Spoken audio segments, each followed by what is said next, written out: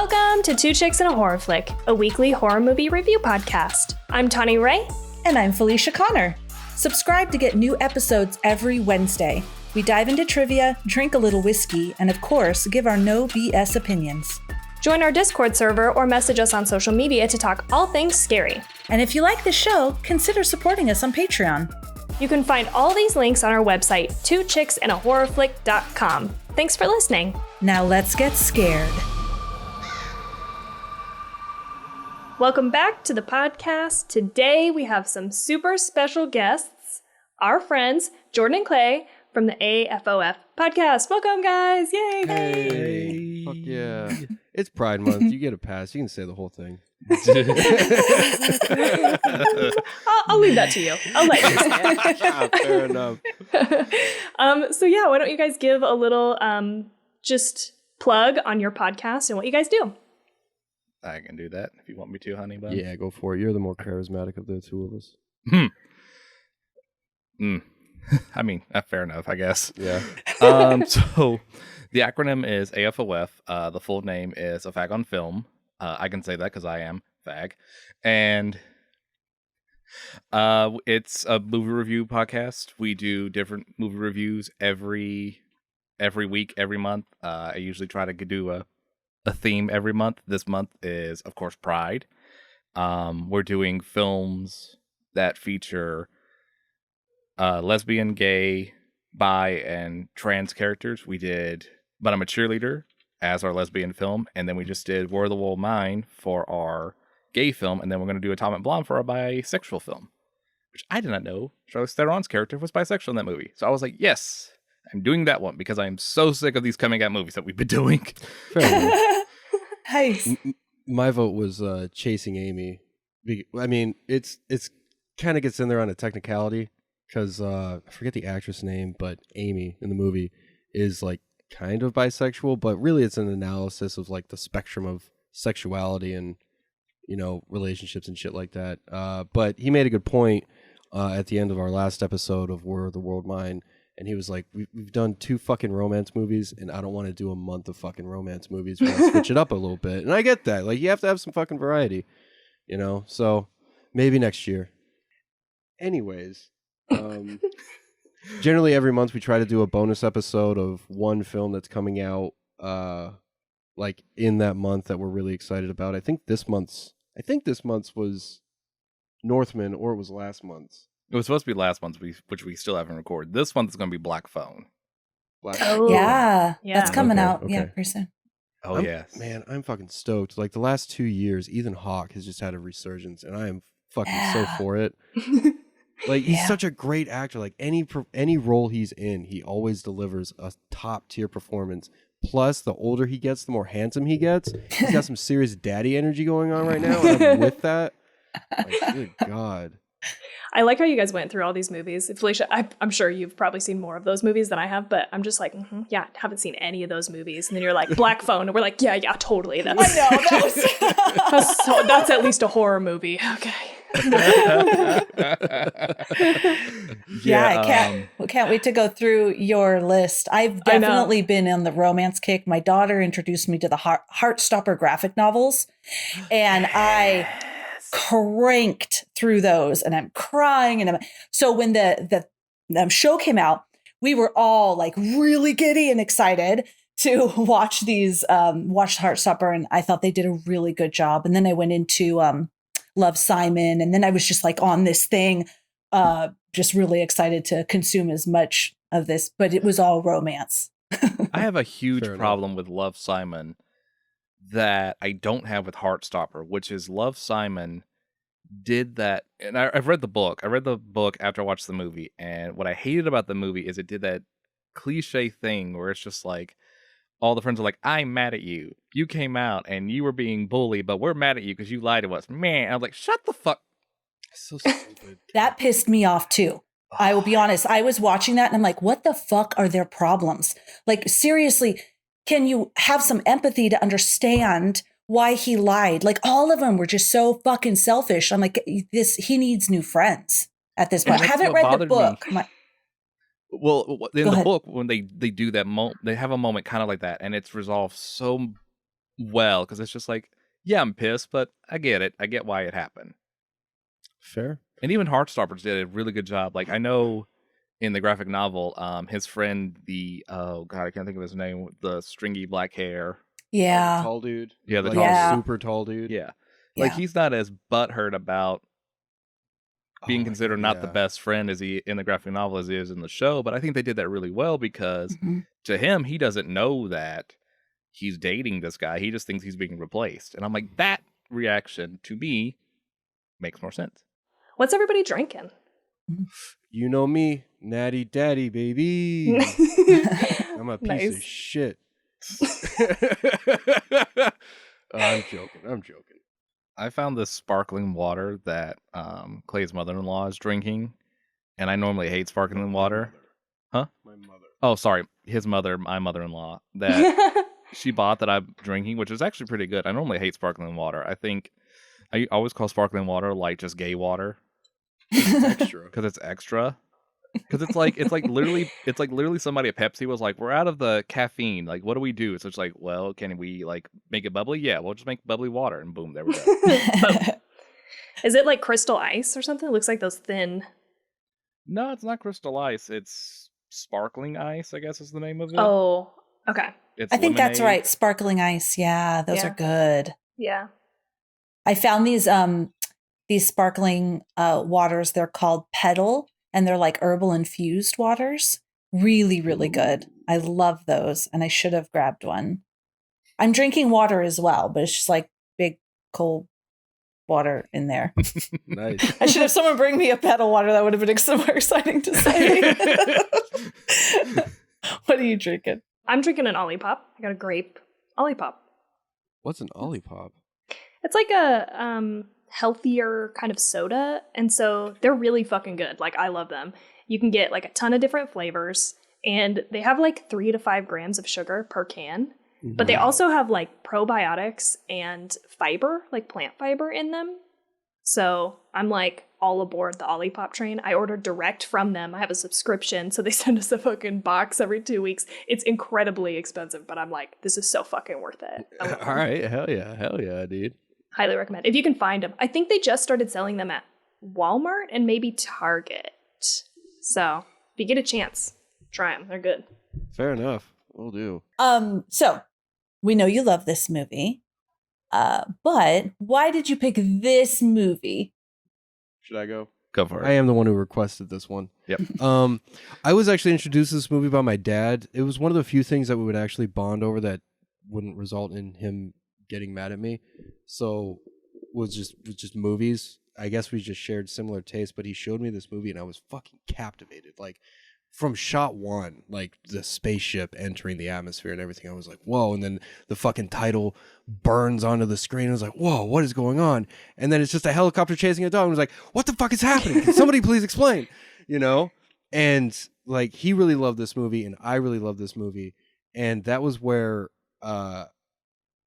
I was introduced to it. Like I fucking repeated myself 3 times, whatever. But over the years, every time I come back to this movie, there's always something that I notice, which is, you know, kind of par for the course. Whenever you're revisiting any type of media, you're going to notice more subtleties and more nuances about it. But the thing, haha, I said the title. What really gets me is there's so many layers to this story, and what I think is really funny is John Carpenter did an interview months and months ago about this movie, and he was like, when I made it, I just wanted to make a movie about a group of people that were dropped into an unbelievable situation and see how they dealt with it, and then everybody else started pulling all of these different elements out of like human paranoia and like how you don't really know who you know and you don't know anything about them really, and it's like, who can you trust? And they started putting that to like societal problems, and he was like, I just want to make a movie about a bunch of dudes dealing with some shit that they didn't know about, you know. And I thought that was pretty funny, but it's always just struck me as this film that I don't think is ever irrelevant, you know. Like there's always something going on in the world where, you know, one, organization, corporation, fucking government, country, world power is doing shady shit basically off of the reason of I don't trust them. Why? Because I don't know who they are. They may have done shady shit in the past, blah blah blah, but it all comes back to paranoia and fear. And I think that this movie is a great representation of how far we can go as people, justified or not, in like how we act towards things that make us afraid. Yeah. You know? So I've always thought that was just an incredible way of handling that kind of story, and that's why it's my favorite movie. Jordan, what about you? Did you want to? You're like, I didn't bring this movie, so no, I'm just kidding. I caught this movie. I caught the tail end of it one night. I can't like when I was in high school, I think. I caught like the very end of where like Childs and McCready were in the snow. They just blown up the base and they were like, well, let's just sit here and wait what happens. I was like, what is this movie? I was like, what is this? This is Kurt Russell. I know who he is. I don't know who this other gentleman is, but this is interesting. And so I like went down a rabbit hole and I never found it. But then I heard of the thing. Because at the time, I think McFarlane Toys had like a big collection of Thing figures. So like the images of what it turned into in the movie stuck with me. So I was like, oh, I finally found like a good version of it. I was like, oh, I know this movie because I know what the creatures look like. So let me watch this movie. And then I watched all of it and I got to the end. I was like, oh, that was that movie. So mine was just like a happy accident, like flipping through like TV and I caught the tail end of it and I was like, okay. And then I just knew of everything about it, but I never knew the movie. And then watching it, I was like, this movie is fucking dope. Like this is like the effects are great, especially for like the time. Because when I first watched it, I was like, oh yeah, this is like, I don't know, maybe like 90s or something. And it's just like, Jesus, 80s? 82. 82, yeah. Yeah. And then it just introduced me to like I went down a rabbit hole after that. It introduced me to like the idea of like cosmic horror and like body horror and everything. So it was like my little stepping stone into more extreme horror niches. But like I don't think anything's. I think the only film that I think has come close to touching how great in terms of like body horror and like just paranoia. That is the thing. I think it's The Color Out of Space. Or maybe Society. Maybe, but Society's more like yuck. Yeah, that's fair. Whereas Color Out of Space definitely like feeds more into like the paranoia and the like loss of like sanity and human understanding. Yeah, and then you also have Quentin Tarantino's like love letter to this movie, Hateful Eight, which deals with similar themes, like, you know, paranoia and like who can you trust and all that shit, like who poisoned the coffee, you know. But it definitely doesn't have the body horror aspects of it. I mean, it has gore, but there's definitely a line between like just over the top gore and body horror, because like you look at The Fly, right, and you wouldn't necessarily call that gory, but that's definitely body horror. But then you look at something like Brawl in Cell Block 99, which is a very like graphic movie, not necessarily body horror though, you know, like people aren't transforming into these grotesque monstrosities, you know. Thank you for sharing all of that with us. Awesome. All right. So we also would love to say happy Pride to both of you and to everybody out there. And we would love to know from you, what does this month mean to you? I gotta be as fucking gay as I want to be. No, I'm kidding. I'm out there sucking dicks. It's great, dog. Like, nobody can say shit, dog. Like, fuck them. For me, like, it's interesting because like this year, my opinion of Pride Month has changed a lot. Because originally it was just like, oh, it's visibility. It's you know, a way to sort of tell the community's history and maybe expose people to like pioneers and activists that maybe they weren't aware of. And This year, it changed for me because it was more in lines of like acceptance. Because I work in elementary school. For those who don't know, my adult job is I work in elementary school, and the first day of June, I shot an email to the staff and was just like, "Hey, it's Pride Month. You know, we have some LGBT students. Just let the ones that are out or the ones that are questioning, just let them know that you care, because that means the world to everybody." And good Lord. What happened was at least 5 people sent me an email and was like, "Don't include me in any private emails." I was like, okay. And then it just spiraled into like somehow an email that I sent just to staff. The parents found out, so they called and complained. And then teachers that were on my side got into little tiffs with other teachers. And I'm just like, I literally just told everybody to be kind and let our LGBT students know that they have people at the school that support them. How the fuck did this go so wrong? Yeah. So quickly. But what they did find out is that Mr. Freeman is real goddamn petty. Because what I did is make the library where I work very, very gay. It's just like share posters, fucking Madonna, fucking Adele, Lady Gaga, you know, like it was all that. Yeah, he repainted the whole room rainbow, which I was like, that's a feat. He didn't do all that. Just fucking riffing. So what I did was... I was like, at first I thought you were joking, but then I was like, oh shit. Oh, okay. You're right. I wish I was that. Like, I wish I had that much time. Yeah, so, fair enough. What I did was I took some stuff from home and I brought it over there. Like some little like mantras. I had the stereotypical, like, in this household, Black Lives Matter, love is love. I had that. I put it up. I had a quote about not living in the closet. I made like a little paper mache rainbow flag, and then I printed off like safe space signs, and which is basically like, okay, I'm done. And then some other homophobic things sort of happened, and the library is where like the community printer is, so people were going in and out having to stare at that, and I was just like waving. I had to take it down though because my principal was like, I respect you, I love the idea, you can't hang it up because the school didn't buy it, and it is a communal area not only for you but for parents. And she's like, I just do not want that headache. I was like, I understand. She's like, but we are doing an equity committee because this shit ain't fucking happening next year.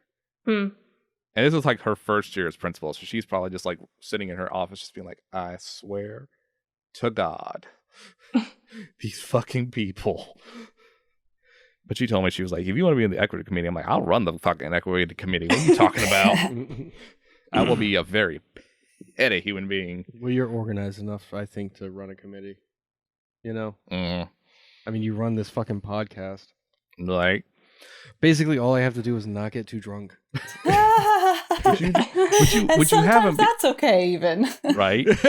Yeah. Which in the beginning, it was because of his nerves, and like now you're so much more warmer to it. Yeah. But the reason why Pride's changed for me is because the students realized that they had somebody. Yeah. And like I had one student come out to me. I had a gay student that I already knew was gay because he was very obvious. Gave me a hug and thanked me for being visible. And I had one student who I knew wasn't joking, was like, oh, you have a pride flag? I was like, yeah, it's mine. He's like, that's super cool. And he just walked away. And I was like, okay. Didn't think you were. I was like, okay, whatever. And then 5th grade graduation happened. And the student I knew was gay, was a 5th grader and is leaving, going to middle school, which made me super sad because I call him a little gaby. And his mom came up to me and, but try not to cry again because I cry every time I bring it up. His Can't mom came to confirm. me and was like, my son talks about you all the time. Thank you for making him feel visible and seen. And I literally bawled in front of this woman. I broke down. And damn it. And I didn't think I would be that inspirational to somebody. Like, I want it to be in comedy. Don't get me wrong. Like, I do comedy because I want to be like a gay comedian where people can look at me and be like, he's funny. And he made it. But in that regard, I was like, I had no idea. And I bawled in front of this woman. I hugged that child so hard. I was like, don't leave me. He invited me to Pride, too, which was really sweet. It's so, so beautiful. And the fact that you just exactly what you said, just having all these children, all children, just like you're mentioning, feel like they are just wonderful and perfect the way that they are. And that's not going to happen unless we have representations of all different types of people and all different types. I absolutely love that. I have 2 children that are LGBTQ, and I love that because they're with their teachers all the time. And so that their teachers are a supportive, safe space. So I think that's really great. Fuck yeah. Thanks for sharing that. I will admit that after the email incident, I did look at Clay and I was like, should I go to another school? I was like, because I just feel like this is not a place for me to be. And you can tell me what you said. You can tell them what you said. Sorry. We had a long conversation, and basically what it boiled down to was like, look, you could go to another school and face the same fucking problems and be back at square one. But if you're there, you can actually make some change and progress and stuff like that. Like, there was this one kid that came up to him and asked him, oh my God. And he was, the kid was like, hey, Mr. Freeman, is there a Mrs. Freeman? And he was like, no, I'm not married. I'm in a relationship with a man. And the kid was like, oh, because my dad says you're a Mrs. Freeman, and then just ran off because he's a kid and doesn't know what the fuck he's saying. But yeah, we had a long conversation. That's what I laid out for him. Was like, you can go to another school, but you just be starting all fucking over again, Yeah. So yeah, and I stay there. I made the decision not to because I was like, I already have a rapport with these kids, and I know that by doing this, they at least know that there's somebody at that school that will have their back if somebody wants to be a jerk to them. And to his point with that one kid, I actually have made a bit about it because it was this 3rd grader who is super sweet. He's super bubbly, and I know he meant it with no disrespect. Yeah. Because he's not that kind of kid. Which makes it all the more fucking disgusting. Right. But like, that dad is seriously trying to turn his fucking nice kid into a piece of shit. Fuck that dude. Right. And I sent an email to the teacher. I was like, yo, I just want to let you know this is what was said to me. Just so you're aware. And, the next, after that, we were fine. We were, the kid came up to me again. We were just like, nothing happened. I made a joke about it because I was like, really? You think calling me a missus is like the worst thing ever? Bitch, I did drag and I'm a bottom. Like, missus comes with the territory. Fair. No, I would love to know because that's probably actually a good transition for this question. I know we're saying a month, and of course this isn't hopes for this month. It should be an ongoing thing that's every single day of the year. But with this month and it being visible because, everyone knows, like Target joins in, like it's everyone, this is Pride Month. Is there anything that you hope that non-LGBTQ people who are not a part of that community, people like you're talking about here, how you would hope or have suggestions of how they should celebrate this month or approach this month? And then you said something like, yeah, fucking everybody. Maybe you don't want anybody to. Maybe you want Target to stay out of it. I don't know. I would love to hear your feedback. Can I take this one? You can start, yeah. All right. You can start. First and foremost, stop trying to sell me shit. All right? Fucking every corporation outside of Chick-fil-A. Look, Chick-fil-A, the piece of shit.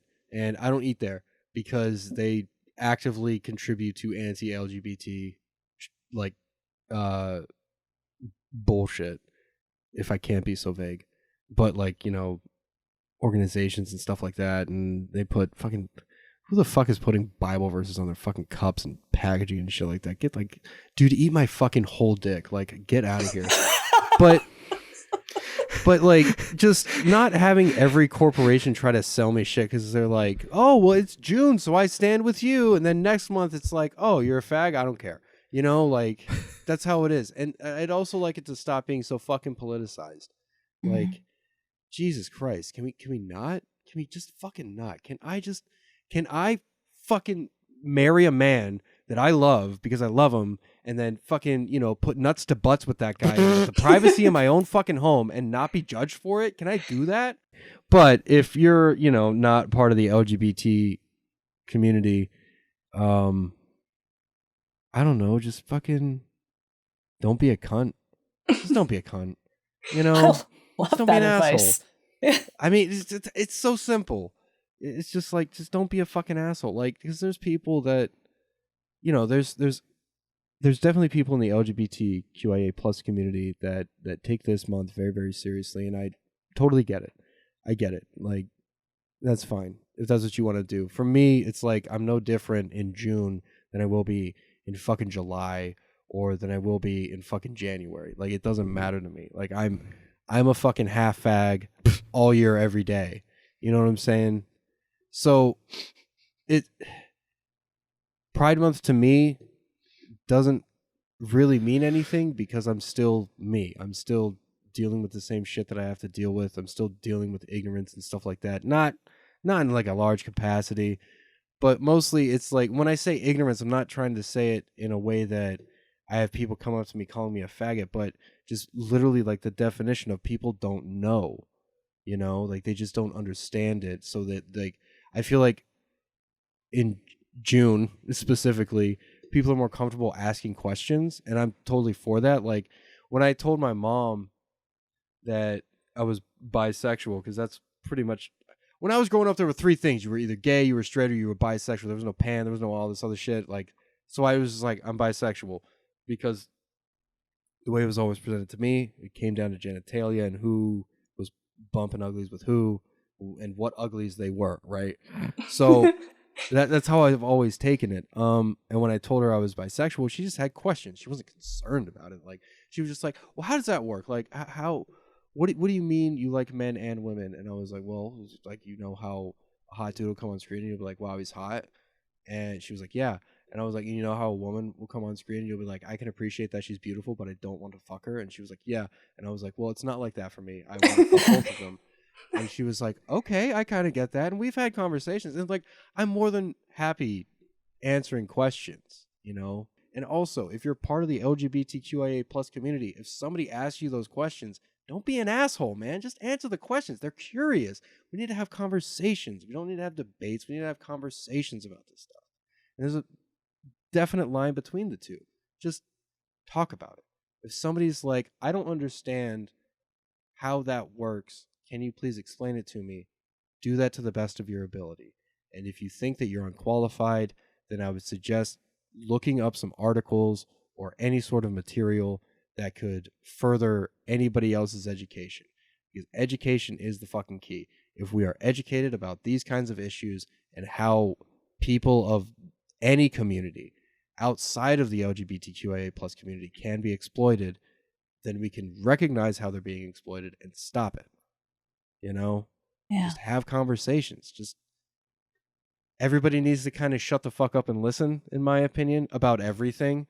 If you've got a question, ask your question. If someone's asking you a question, just answer it. Everybody needs to just be more accepting. Like, calm down, turn off the news, and just talk to each other. Like, let's just talk. Please. I do agree with Clay. I do think there's a lot of corporations where, like, you mentioned Target. I think Target does a good job. I mean, some of the stuff is really bad, but I think butt plugs half off, like whatever. But I do think that Target does a good job of promoting Pride. Hot Topic for sure does. I know Hot Topic has a merch line where part of the proceeds are going to the Trevor Project. Yeah, but Also, Hot Topic does gay shit all year round. Well, yeah. That's what I'm saying. Like, Hot Topic's one of those places that like walks the walk. Like, it's not just Pride; it's like all the time. Like, they sell drag queen merchandise from like Drag Race, and they've been selling gay merch for a long time. Yeah. So they're one of the people that walk the walk. And Target was one of the first big chain stores, I think, that had Pride merch too. But there's a lot of corporations where you're just like, yeah, you're only here for the month, and then you're just like, and we're done. Yep. Oh, I could totally see what you're saying. Because like the other day I saw these shoes. They're sick. They're Vans. I love Vans. And it said love wins and had rainbow hearts like all over the black background. I was like, oh my God, these shoes are sick. But now I see what you're saying. Why can't I buy these shoes at any point of the year? Mm-hmm, like anytime, not just in June or anything related to that. Never thought of it that way. But did you get those fresh ass kicks though? We're going to. My daughter actually works at a shoe store, so I'm gonna use her discount. Get some kicks because they're real sick. Nice, bro. But post pics, man. Come on. I will as soon as I get them. But one thing that I saw online was that like don't just support like these big corporations that put on the rainbow flag on their like Twitter user account and then they'll disappear like July 1st. Track down LGBT businesses and support the small businesses. The same thing with like Black History Month. Like, don't buy anything for like Black Lives Matter merchandise or like Black Ally or anything. Don't go to like Amazon or these big box stores. Find a Black-owned business. Support these people. That's one thing you need to do as an ally, is not just walk the walk, but like show that you actually support these people, whether it be participating in the parades or, like Clay said, just going up to somebody and be like, I have a question, and could you please explain this to me? And stuff like that. Or, and having the patience and fucking self-awareness to just explain. Like, it's not like we teach this shit in schools.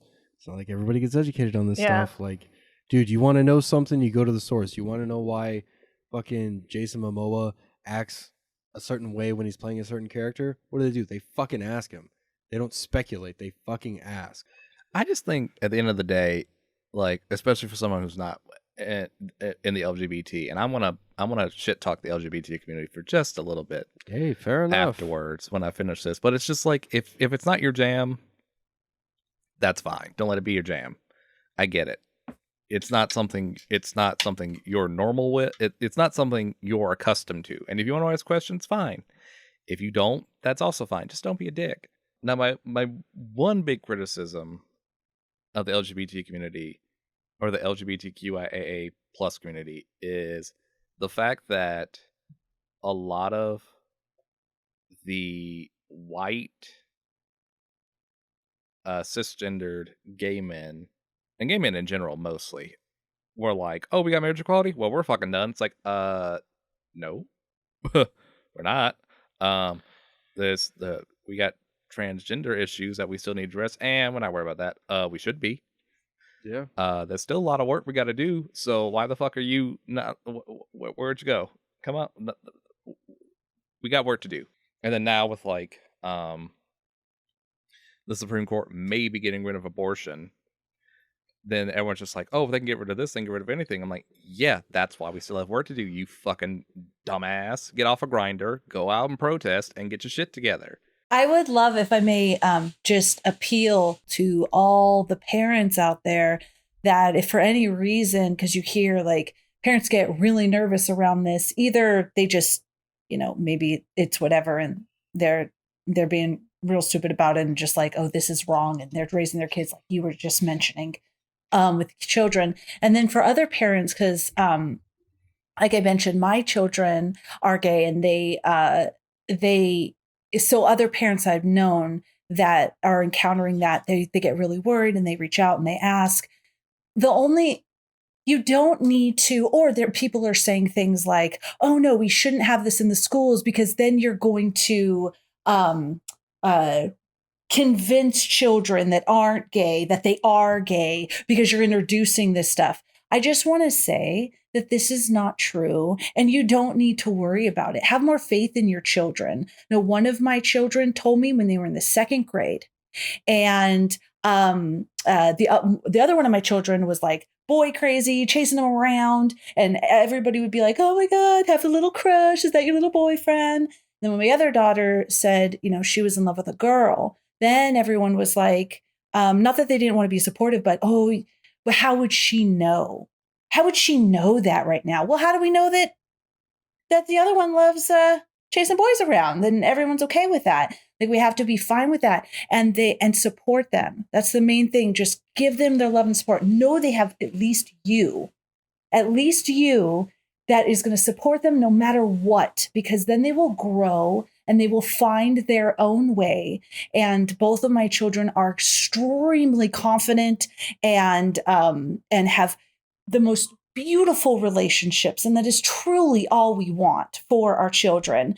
And also, my last thing to say about children is, like, please try to just raise your children this way. In just being loving and accepting and of everybody. When I get really excited, it gets hard for me to, communicate, but had a beautiful moment. So my littlest one, she is 9, watched all of Heartstopper with us, and she's, her sisters have girlfriends, and one of her sisters had a boyfriend, now has a girlfriend. So she doesn't, it's just part of life. I'm going to actually be a minister for my 2 friends who are getting married, that have been together forever. And it's a part of our life. And so we were watching Heartstopper, not really thinking about it. We were loving it. And all of a sudden my little one goes, I don't get it. And we're like, what? And she goes, we're crying. Oh my God. She's like, I don't get it. Why can't these boys just be together? Like, why won't they just be together? Like, I don't get it. And I was like, you know what? I just love that you don't get it. I absolutely love that you don't get it. And that's how easy it is like not for people to come out, but for parents to just listen and love and be there. Just let them know you support your children no matter what. And even if they, my little one also, she had a best friend, and she said to me, I think I'm in love with this friend. And I was like, oh, really? And she's like, yeah, but unfortunately the other side, like when she told her she loved her, she goes, I think she was weirded out, and I don't know, like, she wants to be my friend. So I had to try to kind of explain why other people might not be open to it. And I hope I did a good job. It was a hard conversation. But where was I going with that? But, there should be nothing wrong for parents that are worried that, oh, my kid might start thinking that they're gay and they're not. Okay. There is nothing wrong with questioning, who am I and who do I love? And I'm going to find my way to that answer. There is nothing bad about that, and there's nothing wrong. So now I am off my soapbox. I just wanted to share. No, you're fine. Yeah. Well, thank you guys so much for that conversation. Really appreciate it. Yeah, thank you for sharing your thoughts. Yeah, thank you for sharing. No problem. Yeah, anytime. All right, are we ready to jump into the movie? Yes. What movie? Right. We've forgotten. Yes, so we are talking about The Thing from 1982. Yeah. There are multiples that we'll talk about later. It's directed by John Carpenter. The best director ever. Best director ever. Yep. Yes, yeah. I was listening to some podcast about this, and they were talking about like John Carpenter and him being like very inconsistent. I don't know about that because I haven't watched like a ton of his movies, but the ones that I have seen, I've really enjoyed. Halloween, Christine, and this. And I can't remember if I've seen anything else. I wouldn't say he's inconsistent. He just tries out different styles. Like he's kind of all over the place. Mm-hmm. Like Starman is a sci-fi romance movie that it just fucking goes places, man. It's incredible. It's about more than just helping someone. It's about grief and dealing with it, and it just goes places. But then you get to something like Dark Star, which I haven't seen, but I've read a lot about, and it's just this really weird, quirky science fiction movie. But then you look at Assault on Precinct 13. It's a fucking siege movie. It's an action movie. Okay? But then you're like, They Live.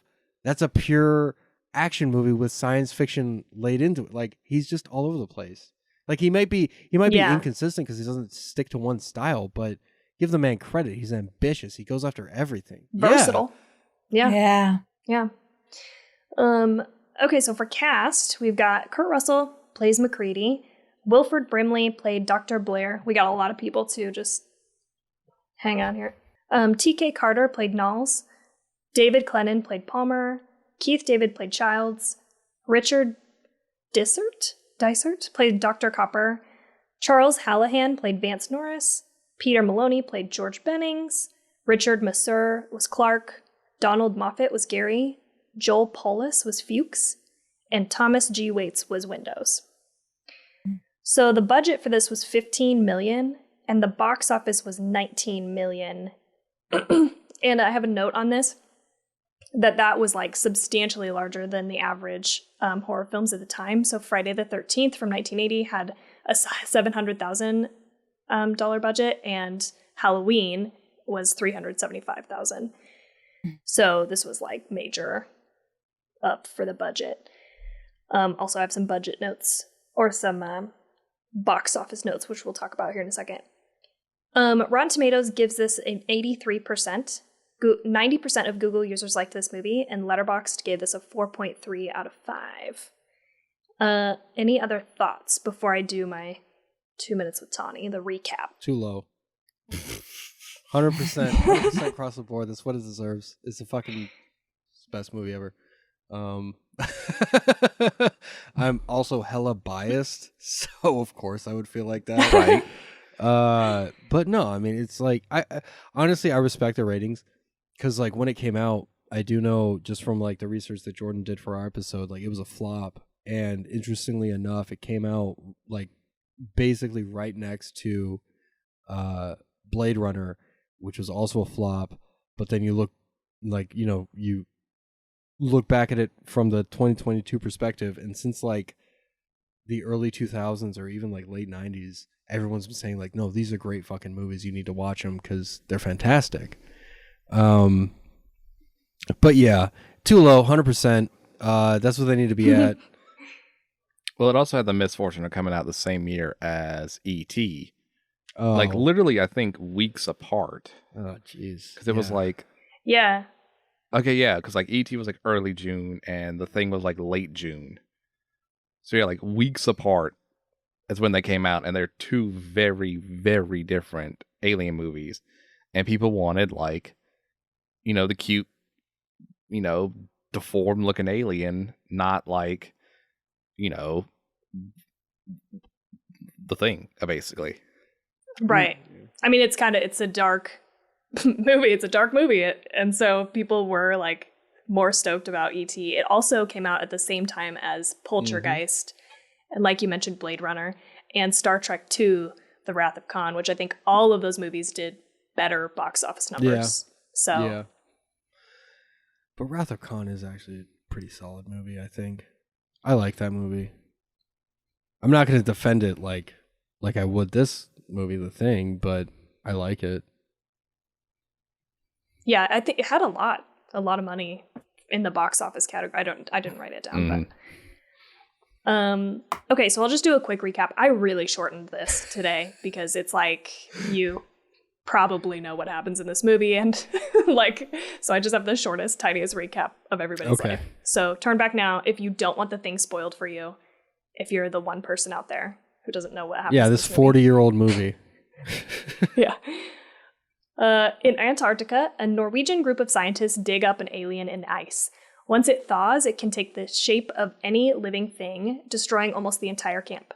It turns into a dog and runs to the nearest group of humans, which is an American outpost. It proceeds to assimilate the other dogs there before the humans catch on to what's happening. Knowing the thing can impersonate people perfectly breeds paranoia, panic, and mistrust. Eventually, we get down to only a few people left. They burn the entire camp in the hopes of killing the thing so it doesn't reach civilization. Childs and McCready are the last two alive at the end of the movie. It's ambiguous who, if anyone, is still human. Although they actually answer that question in the Thing video game. Yeah. Kind of.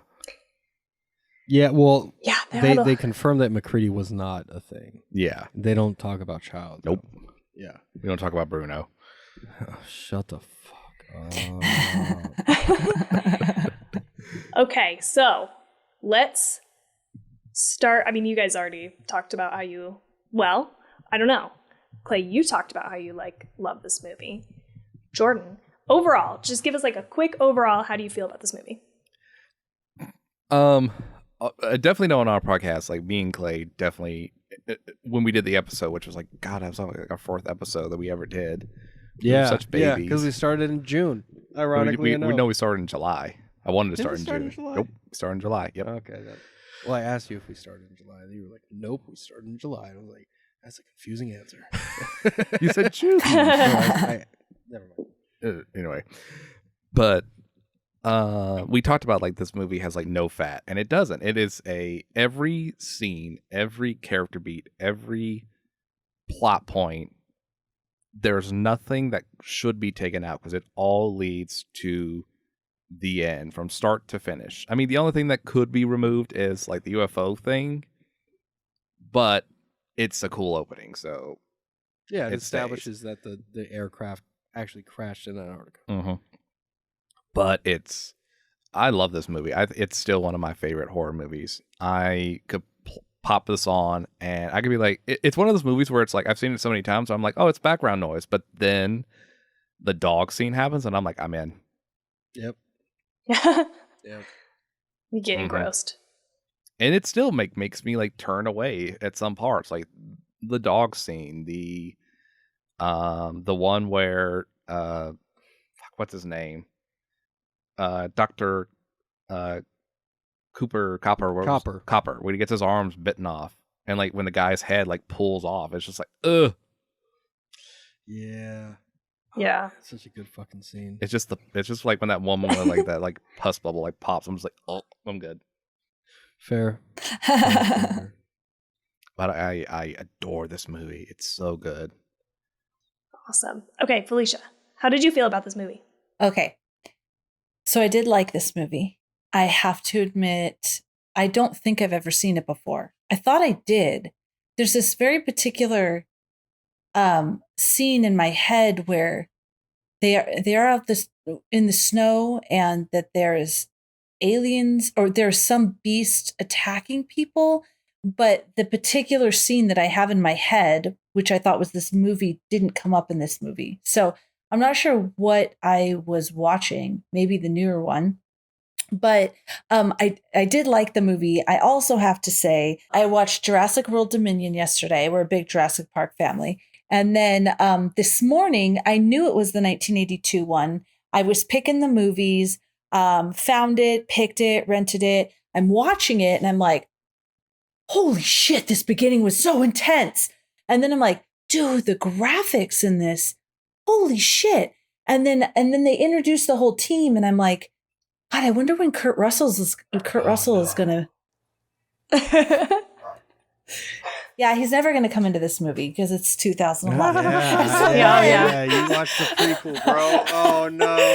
So I didn't watch it all, though, because it was just as they were, getting, talking about digging. And I was like, wait a second. Is he just going to like fly in at some point for some reason to be here? Where is he? Yeah. So I stopped it. And then I was like, oh, shit, I'm not watching the right one.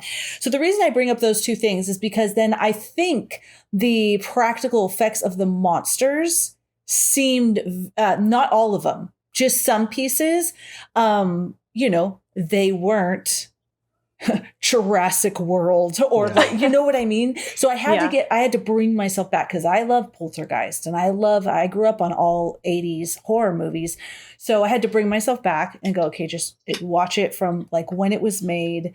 And I did enjoy it. There were some things that I thought maybe it was just how it was cut or that were like a little off for me. But again, it didn't go like, oh, this is stupid or anything. I thought the acting was good. I loved Kurt Russell. I just thought he was such a fucking great character. I thought all the characters were really well. There were some kind of 80s acting in there with some of the characters. But again, it wasn't like, oh gosh, because sometimes acting can really get to me and throw me. It wasn't like that. And so, yeah, I like this movie, and I'm excited to hear about what everyone has to share about it. Don't hate me yet. Don't hate me yet. Yeah. Tawny. I guess. Oh, yeah. Can I go again? Sure. Sure. Oh, man. Okay. So I was prepared to skip you because you said some things about it in the beginning, but go ahead. Oh, hush. I totally get what you mean by like 80s acting, because like when Blair is attacking the radio room and Windows is in there and he's like all like, and then when Blair gets apprehended, he like rolls his eyes and closes them, then opens them up again. It's like, all right, buddy, we get it. Yeah, you're comatose or whatever. Like, cool. But You're doing too much. We get it. Dude, he was doing too much. I will admit that. But I do think that all of this, like, the entire narrative adds to the air of mystery of what's actually going on. Like, throughout the entire thing, you never see Palmer get infected, right? You never see him turn. But you also don't know who that guy is at the beginning when the dog just walks into that room. And they're definitely implying that that dog turned him, right? Yeah. My mind, it's Palmer. Because the silhouette is a MacGuffin. Like, it's a red herring. The silhouette, it was just some guy on the fucking crew that they used. Like, it wasn't any of the actors. But the way that this movie not only paces itself, but also does like framing and lighting is incredibly intentional, obviously, but effective. Very, very effective. Like, a lot of it is bathed in blue, which is usually a soothing color, but you have characters bathed in blue in these incredibly tense moments. So it's like fucking, it's fucking with your senses all the time. You don't know what to trust on screen, you know? And so, like, not only do you have a narrative that's sowing paranoia with its characters, but you have a narrative that's sowing paranoia with its audience. And it's like, who's who? Who's what? Like, what's the thing? You know, like, who is who?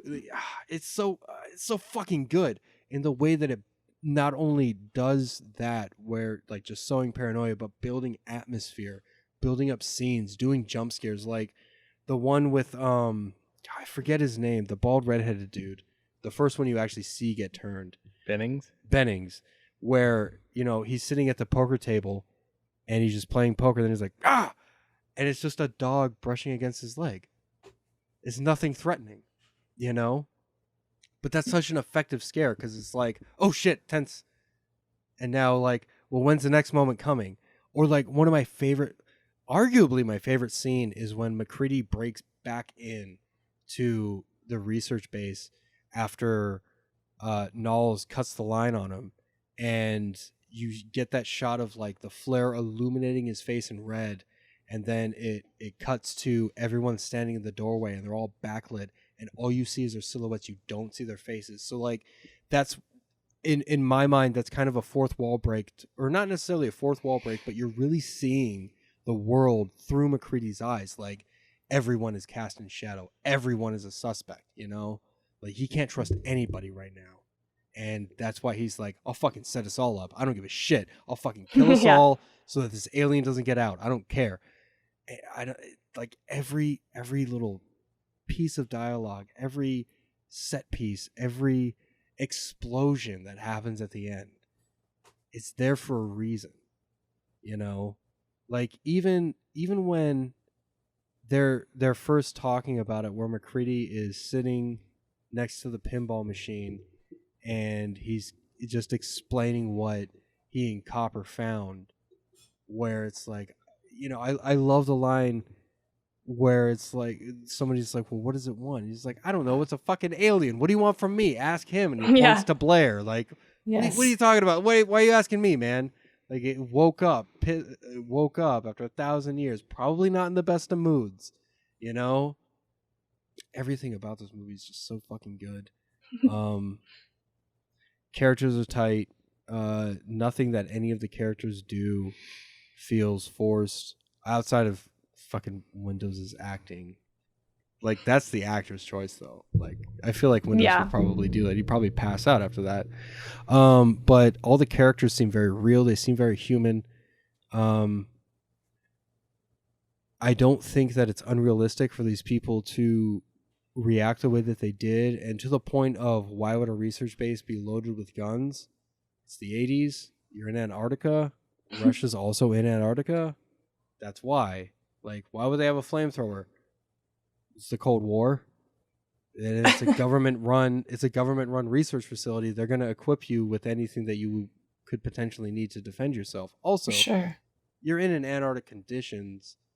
You're probably going to want, like, if something goes wrong and you need a fucking heat source, they have so much kerosene and they have the means to ignite that kerosene from a safe distance. That makes sense too, you know? Yeah. So I don't know. Everything makes sense. It's just a really tight movie. I love it. I absolutely love it. Plus it's like I said earlier, it's one of those movies that is never irrelevant because it plays on themes that have been plaguing humanity since our inception. Since society has started, you know? So yeah, that's why I love this movie. Thank you for letting me go twice. No problem. So for me, I love this movie. And I think part of it is that I went into it for the first time when I watched it thinking that I would hate it. And so my expectations were very low just because anything that I had seen from like the 80s was over the top and too much for me. Like I would say in general, I'm not a fan of 80s horror because it's too over the top and zany for me. Fair enough. So like I did not like Poltergeist. That's one of our contentious episodes. But this one, so I was expecting to really dislike it. And I actually watched it for the first time when I got my wisdom teeth taken out. So I was just like laid up for, days and days. Yeah. And so I was like, fuck it, why not? And I think Jade and I watched it together. And I was like so shocked at how much I liked it. Because it's very serious. It's a very serious movie. I like that. I don't like when things get zany. And so I really enjoy that this is played so straight and it's such a serious movie. And obviously the effects are great, but the acting I thought was really like next level. Some of it is over the top, right? But overall, these people feel very grounded. This feels like a very like real situation. Mm-hmm. And I love like isolation type shit, which I think, predisposes me to like sci-fi type stuff because that's usually what you end up with is like people in a spaceship or people in Antarctica. They're like far away from civilization. So I love it overall. Fair enough. I did want to bring up this one thing. Knowles says this, I think, twice in the movie. He says Bwana. And Bwana is actually a East African word that means boss or master. Mm-hmm. So whenever he's like Bwana, he's obviously talking to an authority figure because he's just a cook, but it is like something that harkens back to East Africa. And I thought that was very, very interesting. Yeah, that is interesting. Oh. I caught it a couple times and I was confused. I was like, is that somebody's name that I just missed? Because there's a lot of people that I was like, maybe I'm just missing out on somebody's name here. But no, yeah, it means master or boss. So, yeah. Which like neat. Kind of like plays into this whole thing of subordinates and like commanders and stuff like that, which is something that this movie definitely plays with too. Like when Gary is first suspected of being a thing and Windows like freaks the fuck out and runs and grabs a shotgun and Gary's like, put it down, and he's pointing his revolver at him.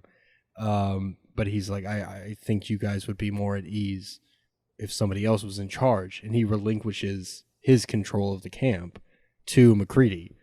Like it's a very interesting thing that happens, Yeah, I didn't even think about that or come across any of it in my research, but that's a really good point, like of the theme of hierarchy in this. I've obsessed over this movie for fucking years. So it's like, dude, I picked up on way too much on this movie. No, that's great.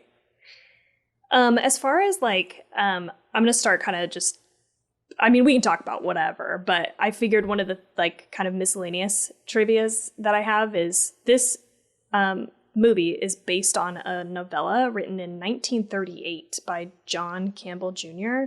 and the story is called Who Goes There? So there was an original movie made in 1951, and that's called The Thing from Another World. And then there was this, which is a remake of that movie, that and it sticks a little closer, to my understanding, to the novella. Then there was the remake in 2011, which Felicia watched part of, and then the 2002 video game. So, like, what we know Felicia a little bit, but what are your guys' experience with the other parts of this story, the other movies and stuff? Have you seen them all? No, I haven't. I have not seen The Thing from Another World. I didn't watch the Thing prequel because I was like, it's not going to be as good. No thanks. And then I learned, I should say, not we, I learned that they had done all of the effects practically. And then the studio was like, yeah, but can you put CGI on it? And it's like, what? Why would you? We did it. And they were just like, yeah, but CGI is in this year, so just do CGI. And then we watched the kill count, and I was like, this looks like shit. I don't want to watch this movie. I did get the chance to play a little bit of the 2002 game, but mostly I've just watched like playthroughs on YouTube and shit. And I think the game is really, really cool because there's a lot of different ways that game can turn out based on how you interact with your teammates. Like, oh, interesting. Yeah, like if you don't help them at all, like before or at the midway point in the game, they'll just kill you and you lose. Oh shit! Okay. Yeah, because they think you're a thing. Yeah. And they all agree it's like, yeah, he's a thing. Just kill him. But yeah, that was my exposure. Mostly, it's just been that, and I also, Jordan bought me the novel Frozen Hell. Oh yeah. Which is supposed to be a big inspiration for The Thing. So yeah, I this is what I read about it. So tell me if you know something different, because I didn't write anything down in my notes about this. But I found that like they had found this guy's notes in like 2018. They had found pages of basically a longer version of this story, and that's what that's called. But I kind of was like, I don't understand what would be different about it. So there is that in existence, and I think they said in Blumhouse. I always fuck that up. I think it's Blumhouse. Said in 2020 that they were looking at making another movie of the Frozen Hell. But I'm like, how could it be so different? I don't know. That it's not just considered a remake again. So what happened was some university owns his notes and his writings. And I guess when they were going through looking at his stuff for something, they found that he had an additional, like, I think it was 41 or 45 pages that went to Who Goes There. So the publisher reached out to, I think, the university and was like, yo, can we get those? And they were like, sure. And then they republished it under the name that he was going to name it, which was Frozen Hell. And then Blumhouse bought the rights to the book, and now they're going to remake The Thing, but make it off of the Frozen Hell novel, not the novella. And just from what I've read of Frozen Hell, because, like, oh my God, I wish I could get back to reading. Like, my teacher actually brought up reading. She asked the entire class, like, what was one book, any book, that you read in a 24-hour period? Like, what was the longest one? And mine is Skeleton Crew by Stephen King, because I fucking love his short stories. He knows how to end a short story. He doesn't know how to end a fucking novel. Which, whatever, dude. Like, up until the end, you're fucking hooked. Unless it's like Tommy Knockers. That's a boring fucking book. God, that's so fucking boring. But like Bag of Bones was the first book where I was like, I'm reading it and my heart's fucking pumping and I'm like getting afraid, but I can't take my eyes off. Like, I can actively shut the book and not be afraid anymore, but I don't want to. Like, that's why I'm here. Like, you know what I'm saying? But that was the one that got me. But I haven't been able to finish Frozen Hell. But it is very, very different. Like, a few differences that I've noticed. One, they're all scientists. Like, there's no like pilots or anything like that. McCready is a geologist, I think, if I'm remembering correctly. Yeah, the character in the novel of McCready is a geologist, and they are the ones to find the alien ship. It's not a Norwegian team. It's not like brought to them by happenstance. Like they find it and shit like that.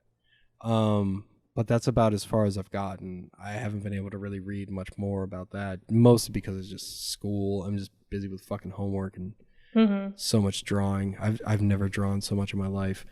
But but yeah, that's the biggest difference. But yeah, that's my only exposure. Like I haven't watched The Thing from Another World or The Thing prequel. Yeah, I haven't seen the original one from the 50s, but I have seen the remake, and this is going to be an unpopular opinion. I liked it, but people fucking hate it. Like, it is, overall, people are really, they shit on that movie a lot. So I don't know. I don't think it's for everybody, and I think if you're like a super hardcore fan of the original, I can totally see why you would dislike it. But people thought for a long time that it was a remake. But because it has the same name, which is weird. That was kind of dumb on the the marketing team. It's like, well, let's just name it The Thing. It's like, but there's already a movie with that, and they're like, it's okay. Like, you know what? We want the name recognition, so just do it anyway. Yeah. Okay. Yeah, I didn't finish it by any means because I realized, Kurt Russell wasn't showing up. But what I did see, it was like heart pounding right in the beginning with the crew. And then I was very curious as they were like, what do they look at? I fucking love aliens. So I am into all of that shit. So when they have this ship and then there's a thing, oh my God, it's an ice. What's going to happen? So when I started the one I'm supposed to be watching, I immediately was like, oh, so that's the crew that was shooting the dog. And so I do want to go back and watch it, and I have a 48-hour rental, so I probably will, but fuck yeah, dude, do it. I've seen bits and pieces of the original, the 50s version. I haven't read the short story, nor have I read the novel, which we do have. I saw the prequel in theaters when it came out. I was very disappointed that the creatures were in CGI because I didn't like the look of them. Mm-hmm. I don't dislike the movie. I think the movie's fine. I think it's a good horror movie, but I think in comparison to John Carpenter's The Thing, it's not good because I don't think the creatures look that great with the CGI. I know they had to make the thing dumber because it's not as methodically slow and precise when it wants to show itself. In that movie, in the prequel, it's more like, I'm here. It's just like, but that doesn't make sense to me. But then I have to you have to pull yourself away from that and be like, oh, well, this is the prequel. So it's not thinking like the Thing in John Carpenter's movie. It's thinking more animalistically and less rationally, less methodically, and maybe it changes it, and then maybe that's why it changes itself in John Carpenter's movie. But for me, watching it in the prequel, there was a lot of moments where it's just like, I get why it would show up, it would do this now, but there's one scene in particular where it's just like, why would you do that right then when you're probably not going to make it? That doesn't make sense to me. Yeah, I guess I would have to watch the actual movie because my most exposure to it was the kill count, and the way that James A. Janice described it was like, narratively, all of this does make sense. Like, they don't know what the fuck they're dealing with, and they're reacting, not acting.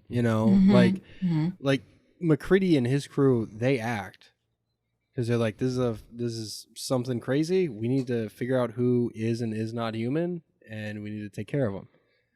But with them, it seems like they're just figuring out what makes this thing tick and stuff like that. Like they're going at it more pragmatically, like a science team. And he is, I don't think it's confirmed in his storyline, but he's it seems like he's a Vietnam War vet. Yeah, I think I did read something about that. It didn't make it into the final cut, but he is supposed to be a vet. Yeah, and it's like, yeah, no, he's going about this militaristically, where it's like, nope, just get it out. I don't give a fuck about research. I don't give a fuck about science. Kill it. Well, the other thing is too, like the advantage that McCready and his crew had that the Norwegians in the prequel didn't is that they had the merged two-faced creature. They had the Norwegians' notes.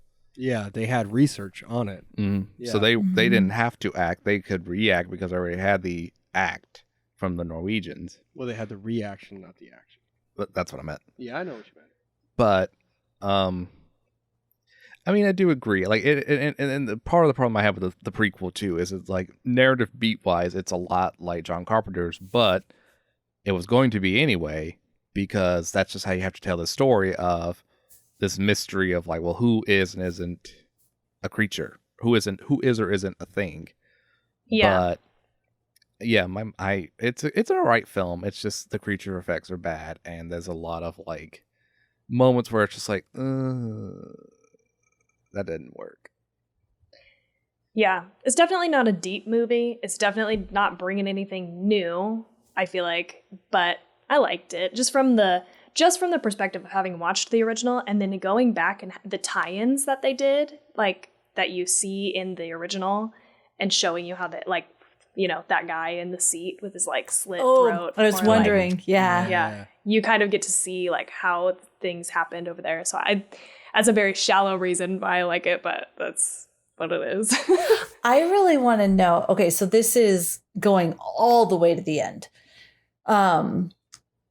When it is McCready and starts with a C. What was the Childs, yes. And so they get there and they're sitting there and they're having that conversation. Loved those lines as well. Like, let's just wait it out. See, I thought all of that was great. But the one thing that I was curious about is they're going to freeze to death. Like, shouldn't they have blown each other up? Because if they're going to freeze to death and one of them happens to be infected, then aren't we going to have that whole situation again where they're found and thawed out and one of them could be a beast? Because I remember they mentioned that about blowing everything up. We need to make sure that I thought there was a comment about making sure that this thing doesn't escape and then just freeze. And then this happen all over again. We need to make sure that we heat things up. So they go through blowing up everything, but then they're there. They're obviously probably going to freeze to death because a crew's not coming to save them. I think they said for we'll wait it out, right, for spring. So I was wondering why they didn't blow each other up. I think at that point in the narrative, because it harkens back to what McCready said, what I quoted earlier. If either of us have any surprises for each other, if we have any surprises for each other, I don't think either of us are in any position to do anything about it. At that point, McCready has done literally everything he can to take care of this problem. Mm-hmm. He has blown up the entire Arctic base. And if Childs is a thing, because he tested him and he wasn't, but then you see Childs run off and then he only comes back at the end. He's like, dude, if you won, you won. I don't know what else to do. Like, I can set you on fire, but I'd rather just have a drinking buddy. Well, the other thing too, he does say like, we're just gonna wait it. It's still gonna be warm, but we'll just wait it out. Yeah, see what happens. It's like takes 20 minutes for someone to freeze to death though, and they're out there with. I looked it up. Okay, because I was wondering. It was actually the wrong one I was watching. I won't say anything about it, but there was a person in there and they were like, the blood was clearly flowing, but they looked so frozen solid. So I was like, how long does it take? And so I looked it up, but 20 minutes? So it said. Wow. That seems because of how cold it was there. I said specifically in Antarctica. Well, that's how long it took for the people that when the Titanic sank, that's how long it took for the people in the water to die of hypothermia. It was about 15 to 20 minutes. Oh, yeah. Mm-hmm. That's what Northern Atlantic, right? Mm-hmm. Yeah. Yeah. I get what you're saying, though. Water. I didn't hate it. I just thought, well, why didn't you guys blow each other up? Because now this dude's going to freeze. Someone's going to come. They're going to have to deal with the whole thing. Because I thought that was great. They're like, sorry, you know what? We're not getting out of here. But neither is this thing.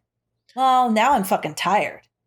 So I think too, there's enough heat source where they wouldn't freeze immediately, is especially because like it's burning off of like the wood and whatever gasoline's still in the area. So they're going to be warm for a while. It's just a matter of like it's not a checkmate moment, but it's a check moment where they're waiting to see what move to make before they declare checkmate. Yeah. It's just like, we're just going to wait it out. We're going to see what's going to happen. And if I need to make my move, I will. Because they both have a weapon. I know Childs has the flamethrower, and I think McCready had like a gun or more dynamite or something. Yeah, he's definitely got something. And I agree. I think it's just them like waiting to see what the other one does. Because we don't know. And there was this huge theory. I think the re-release by Scream Factory kind of put it to rest because they did an HD re-release, but there was this huge theory that Childs was actually a thing because you couldn't see light reflecting in his eyes, but that was because of like how everything was calibrated at the time. But in like the Scream Factory HD re-release, when he opens his eyes wide, you see light reflecting in his eyes from the fire, so it's like, well, that's fucking out, you know. The other thing was his breath, because McCready had very like it's very prominent, and like his was like more whispery. But when you look at it HD, you can see like him. Yeah, all of it is there. Oh, interesting. Yeah. Okay, so here's the thing. Like, I found a ton of shit, and I'm sure you guys already know this because you've already done the research for this movie. But for Felicia and our listeners, like, I found so many different like opposing things that even just John Carpenter has said about the ending. So there's like, who fucking knows? So like you said, Clay, the video game tie-in, it's revealed that McCready survives and is picked up by a search and rescue team while Childs freezes to death. John Carpenter has stated that this is canon. But also, he had stated, and I think like an AMA or on Reddit somewhere or something, that there's like the breath theory, right? Which Jordan, you just talked about. And he said he'd never understood how there could be any confusion about whether Childs or McCready are human or not, because the last scene shows Kurt Russell and Keith David staring each other down, harshly backlit. It's completely glaringly obvious that Kurt Russell is breathing and Keith David is not. So that's also from John Carpenter. And also from John Carpenter, he said he confirmed that Mac and Childs were both human at the end by endorsing the video game. Oh, I already said that. Sorry. Oh, you're good. But I felt like the first one, the reason why I had that in there twice is because the first one that I said I thought meant that Childs was the thing and he did get frozen again. And they just like left him frozen. So like he's stated many different things. So I looked up the end of the novella because I wanted to know, like, does the book end the same way? And I found also two different things that like competed with each other. One said that the humans, it concludes with the humans clearly victorious, but concerned that the birds they see flying towards the mainland may have been infected.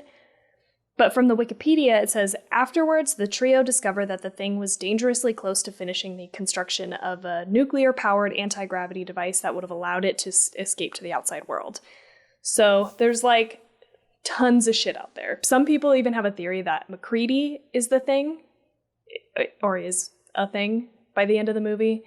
But the eye gleam was actually from Palmer early in the movie. Somebody on set said they rearranged the lights to make sure that you couldn't see the gleam in his eyes right before it was revealed by the blood test that he was a thing. Oh. But I don't think it comes back up. Like, that's the one time other people have gleams in their eyes. Like, I watched a video, this guy was like trying to debunk it, and he was like, other people have gleams in their eyes all the way through the movie that are the thing. So yeah, fair enough. I think that's why I didn't have that one in our, because I know I didn't have the Gleam one in our review. I mean, our episode, because I think that's what I found was like, it was like a too little too late kind of like, oh, we're going to do this. It's like, but everybody else does. So yeah, it doesn't work. Yeah. I think with Carpenter, it's because it's such an ambiguous ending. He wants people to have multiple perceptions of how it could end. So it's like, if you want to go off the video game, you can. If you want to believe it's this, you can. But if you want to believe it's that, you also can, because it's such an ambiguous, bleak ending. Yeah. There's no concrete answer. And even Carpenter said before, he's like, I don't have the answer. Yeah, he took the fucking Kubrick route. Well, but the thing, but you What also does you can't- 2001 Space Odyssey mean? I don't know. You tell me. Yeah. Eat a fucking dick. I feel like if you're gonna do that, you just gotta do it and commit to it. Don't be going around saying that other things are, like just commit. Say it is. I don't know. It's up to you. And like, it's because then it's weird to turn around and say all these conflicting things.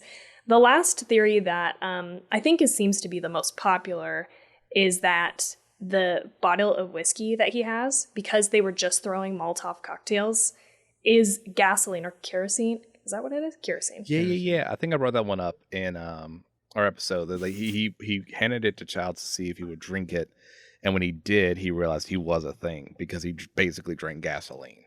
Yeah. Oh, okay. I was wondering because they lingered on that. It was different. He drank a lot of whiskey, and that's cool. But during that moment, there was this awkward drink some whiskey, and I'm like, is that whiskey poison? I remember thinking that. Is that poison or is it? And then I didn't know if maybe I'm just reading into it.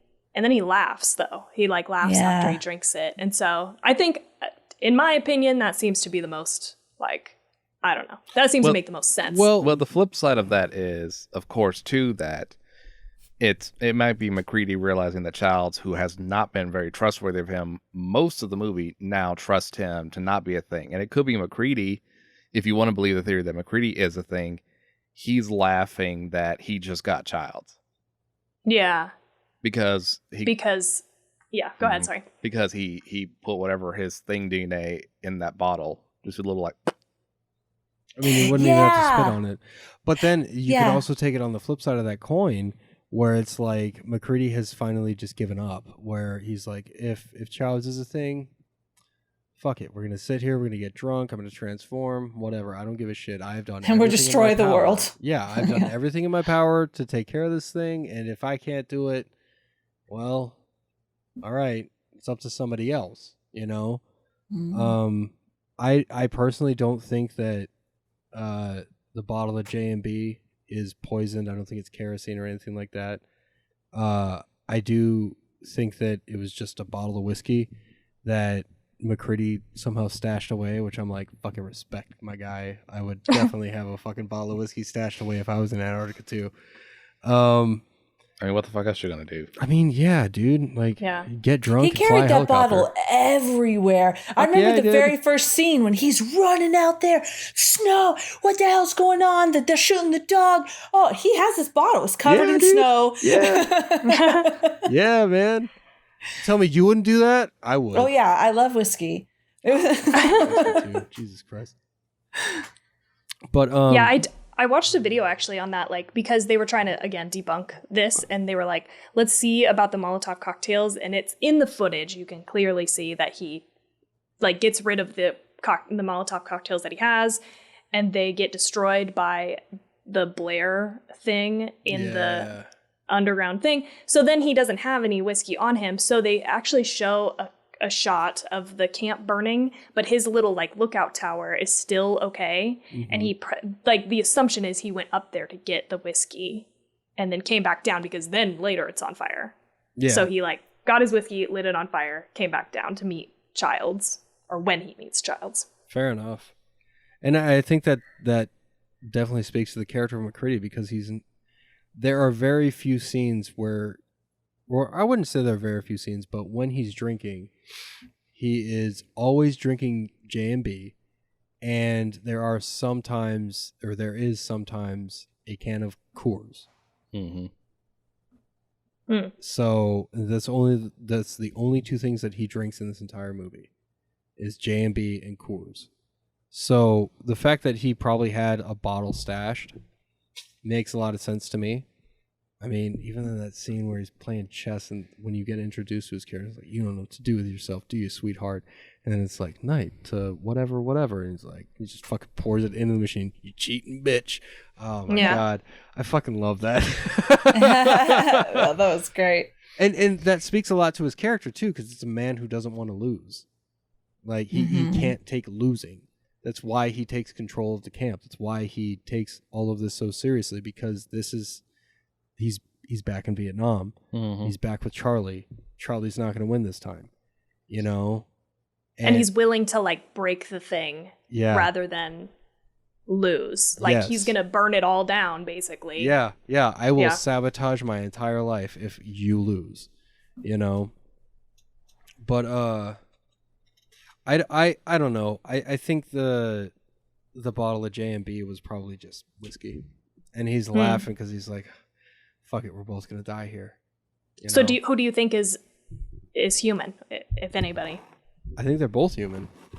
I mean, because if you think about it, Blair had to be down in the generator room or the generator area to get the drop on Gary, Knowles, and McCready, right? He had to be down there already. And you see Childs wandering in the midst of a storm, you know? So when he's like, I got turned around in the storm, but then you fucking blew everything up, so I knew where to go. Like McCready literally lit a beacon fire for anyone around to see, right? So in that sense, of course, Childs would make his way back after being lost in a literal whiteout. You know? Yeah, that's true. And I thought he was down there with him. No, he wasn't. He was left upstairs to be a lookout in case Blair was running around out there, and he was like, you know, because when they go, they're like, we're going to Blair's shack. If he tries to come back without us, light him up. And you know, Charles is like, okay, like he doesn't say anything, he just nods. But I don't think that Childs had the opportunity to be turned into the thing logistically, just because Blair was already down in the generator. He had to literally remove the generator, you know. Like when Gary's like, the generator's gone, and McCready's like, well, can you fix it? And he's like, it's gone. Gone. it's not here. Yeah. I mean, I just feel like I don't care how fucking badass of an alien you are. That's a feat. I think what I'm thinking about is like there could be tons of just parts of this thing all over the camp. So this moment in the movie when they're like, yeah, you stay here and like we're gonna go do this thing, I was like, nobody should be left alone at this point. Like nobody should be alone, because there could be like little, you know, that guy's head turns into a spider thing, like walks around, like the blood by itself moves. Like you could have just little blood specks all over that camp moving, trying to get to people. So I was like, he could get infected just at any moment, coming into contact with any organic material from this thing. And we don't see what he's doing for a minute. For sure. Yeah, I think that I got that feeling too. Well, it crossed my mind when they shared a drink. I was like, oh shit, don't do that. Only because the guy was talking about, you know, we should eat our own food and prepare our own food and all that sort of thing. Yeah. So they were all like tied to the sofa and shit was going down. And blood and fire and like that thing, you know, all of that. I was like, everyone is getting blood on them. Like I was like, I thought that was actually really great. These guys all tied down, going like, "Fuck, get me away!" And like, whew, that was a good scene. No, it was awesome. I mean, that scene in particular, like, and the way that whole situation plays out after Palmer turns, where it's sort of a montage in a way where it does kind of show a passage of time and evolution of the story, but it's a very short passage of time where it's like, you know, Knowles gets tested and he's clean, and then the next scene you see is him holding a flamethrower to the other two guys, Childs and fucking Gary. And then Childs is cleared, and then it's all three of them holding up flamethrowers to fucking Gary. I love his line. I know you all have been through a lot. But if you could please find the time, I'd rather not spend the rest of winter tied to this fucking couch.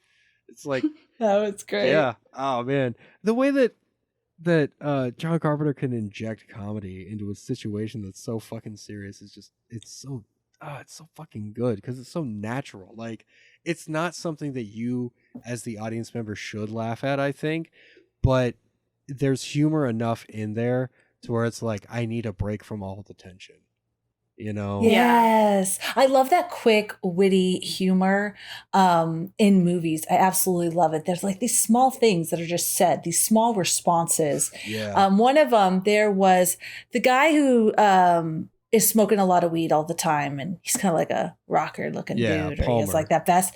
Palmer. He said it was towards the beginning where he was like, I'll go with you. And they immediately were like, no, Palmer. And he's like, oh, hey, thanks for thinking about it though. Yeah, right. Yeah. Right. It was just like so quick. That was funny. Or like just before that, when after Gary killed the Norwegian, he was like, I was wondering when El Capitan was going to get a chance to use that pop gun, you know? Yes. Just that look Gary gives, just like this motherfucker. Yeah. Yes. So tired. I have a question about that testing of the blood, because I think I missed something. When they were testing, so he tested a one or two people, but then he tested the dead people. Yeah. And one of them was clearly the monster, right? I think his stomach just opened up. I believe that's that. Or maybe it was something different. They didn't test him because they already knew it was a thing. They tested Copper and Clark. Yeah, they tested Copper and Clark, and both of them were human. Thank you for that, because I thought they were going to test him to prove, like, now we know he's a beast. They probably should have, huh? So I'm going to test it to show you. And then nothing happened. There was like a bubble. And I was like, oh shit, is that like, but then when the other one, it was like the beast went, Prah! So I was like, oh, wait a second, I missed something. Okay, thank you. Yeah. That's why. Yeah. They didn't test him. Yeah, because they roasted the other guy. Yeah, they fucking set his ass on fire and his head. But I do agree with Tawny, like they should have established a control.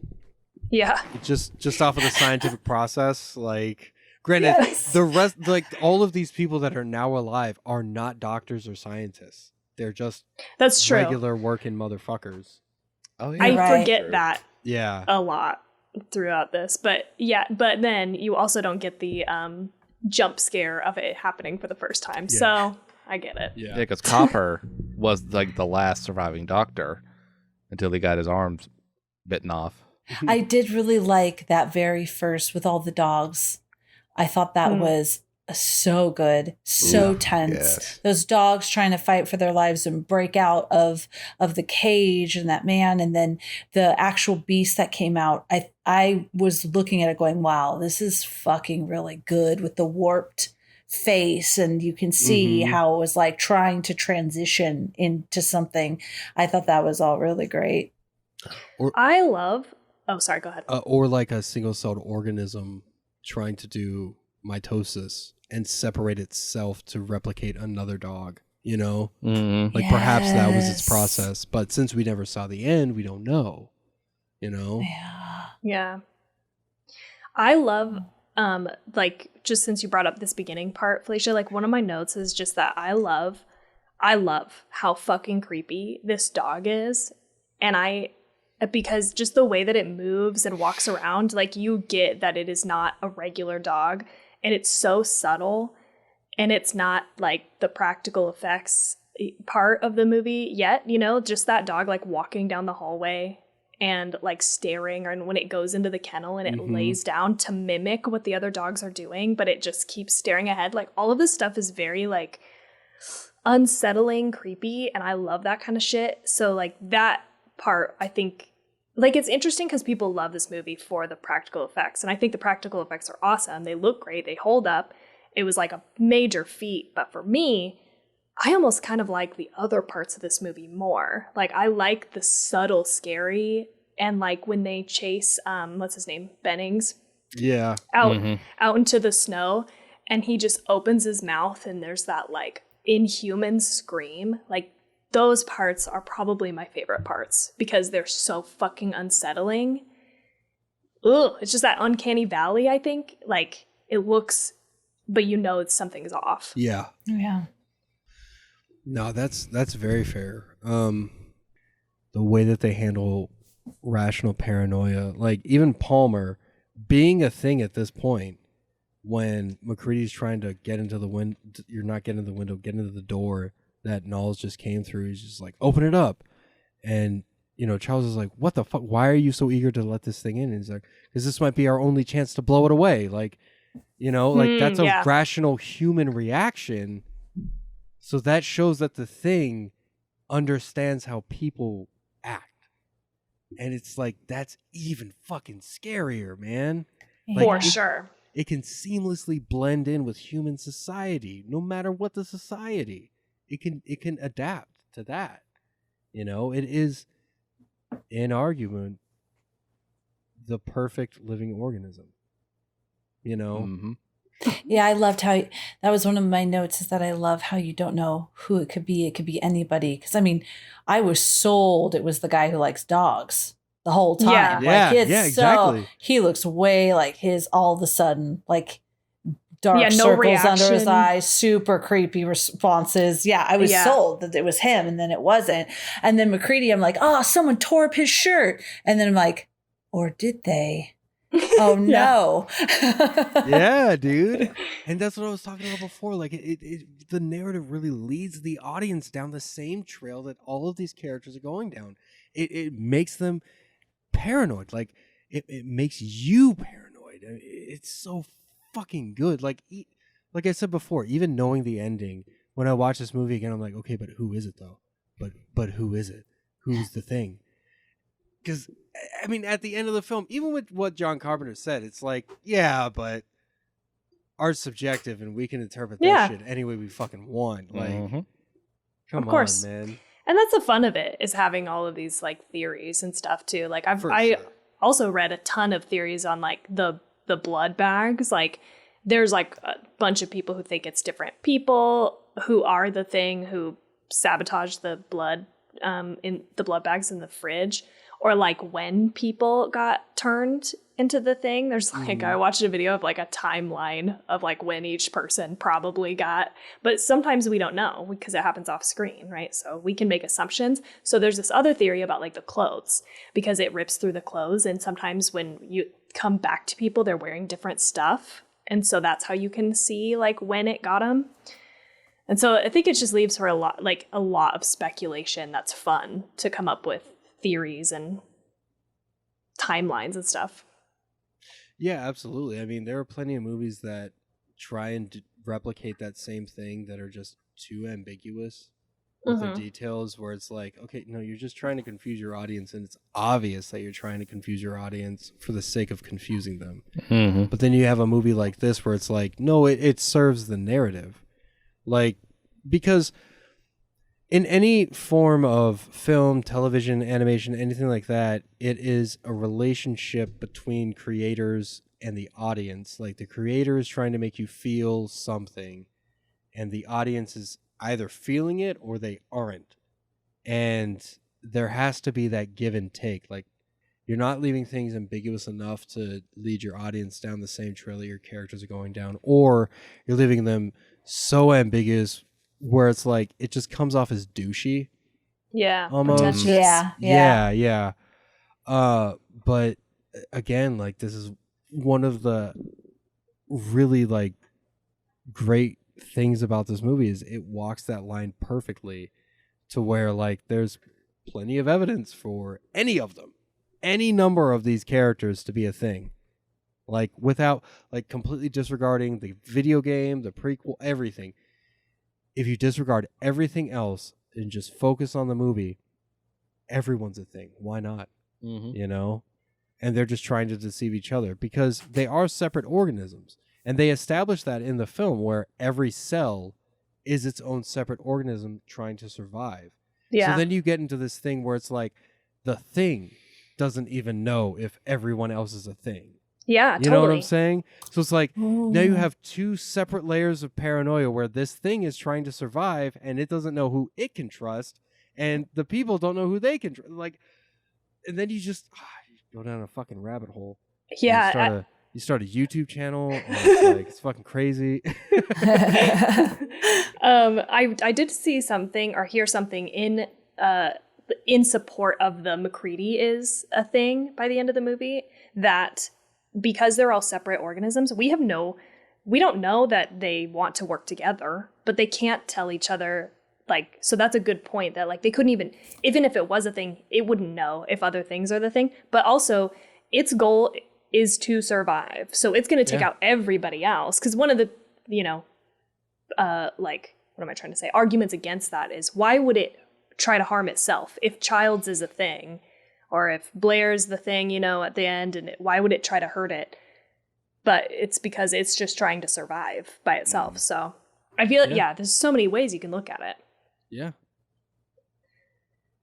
It's really interesting. And something that I just want to mention before I forget, because I didn't take a note on it, but just in terms of themes and stuff, I find that you had said this earlier, Clay, like this can apply in so many different moments, because there has been an analysis of this movie being related to the fear of the AIDS epidemic, because they are testing their blood and they are all men.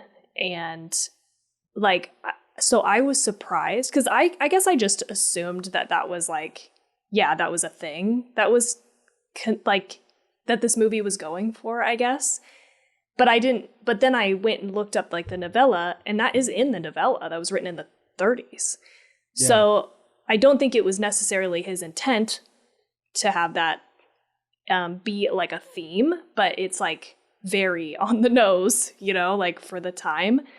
But you look at the 50s movie, and I read stuff about it being more related to the Red Scare and people's fear of communism. So you can look at this movie, I feel or this story just in general, and see it in so many different lights and relate it to so many different things. And it makes it a classic. It makes it totally universal and timeless, I guess is what I'm trying to say. Because it's in the 50s, it was everybody was scared of their neighbor. Your neighbor could be a communist. Mm-hmm. And this is also the fear of somebody has something going on that you don't know about or whatever. I don't know. It's just interesting. Yeah, no, I mean,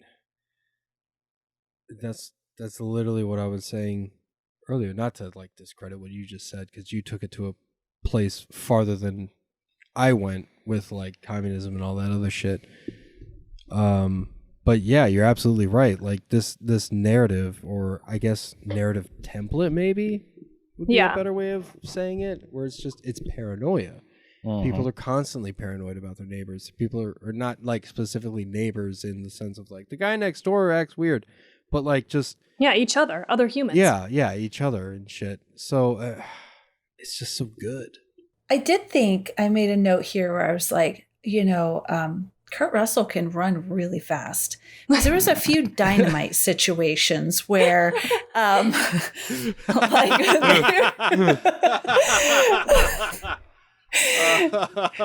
were in that little cabin, and they threw the thing. It was boom immediately, but then they were fine. And then down underneath, in the cellar, he lit the dynamite. And then the other time he did it, it was fast. But in this one, he had it, and then and then it rolled, and then the thing came out, and there was all this stuff happening. Then he took it and he chucked it at him and started to go for the stairs. But the next scene is everything totally blown up. I was oh shit, he died. Okay, but that's what I thought he was saying anyways, that we're not going to survive. We're going to take this place down. But then he's chilling outside. Whew. And I was he runs very fast. That's what I wrote. Fair.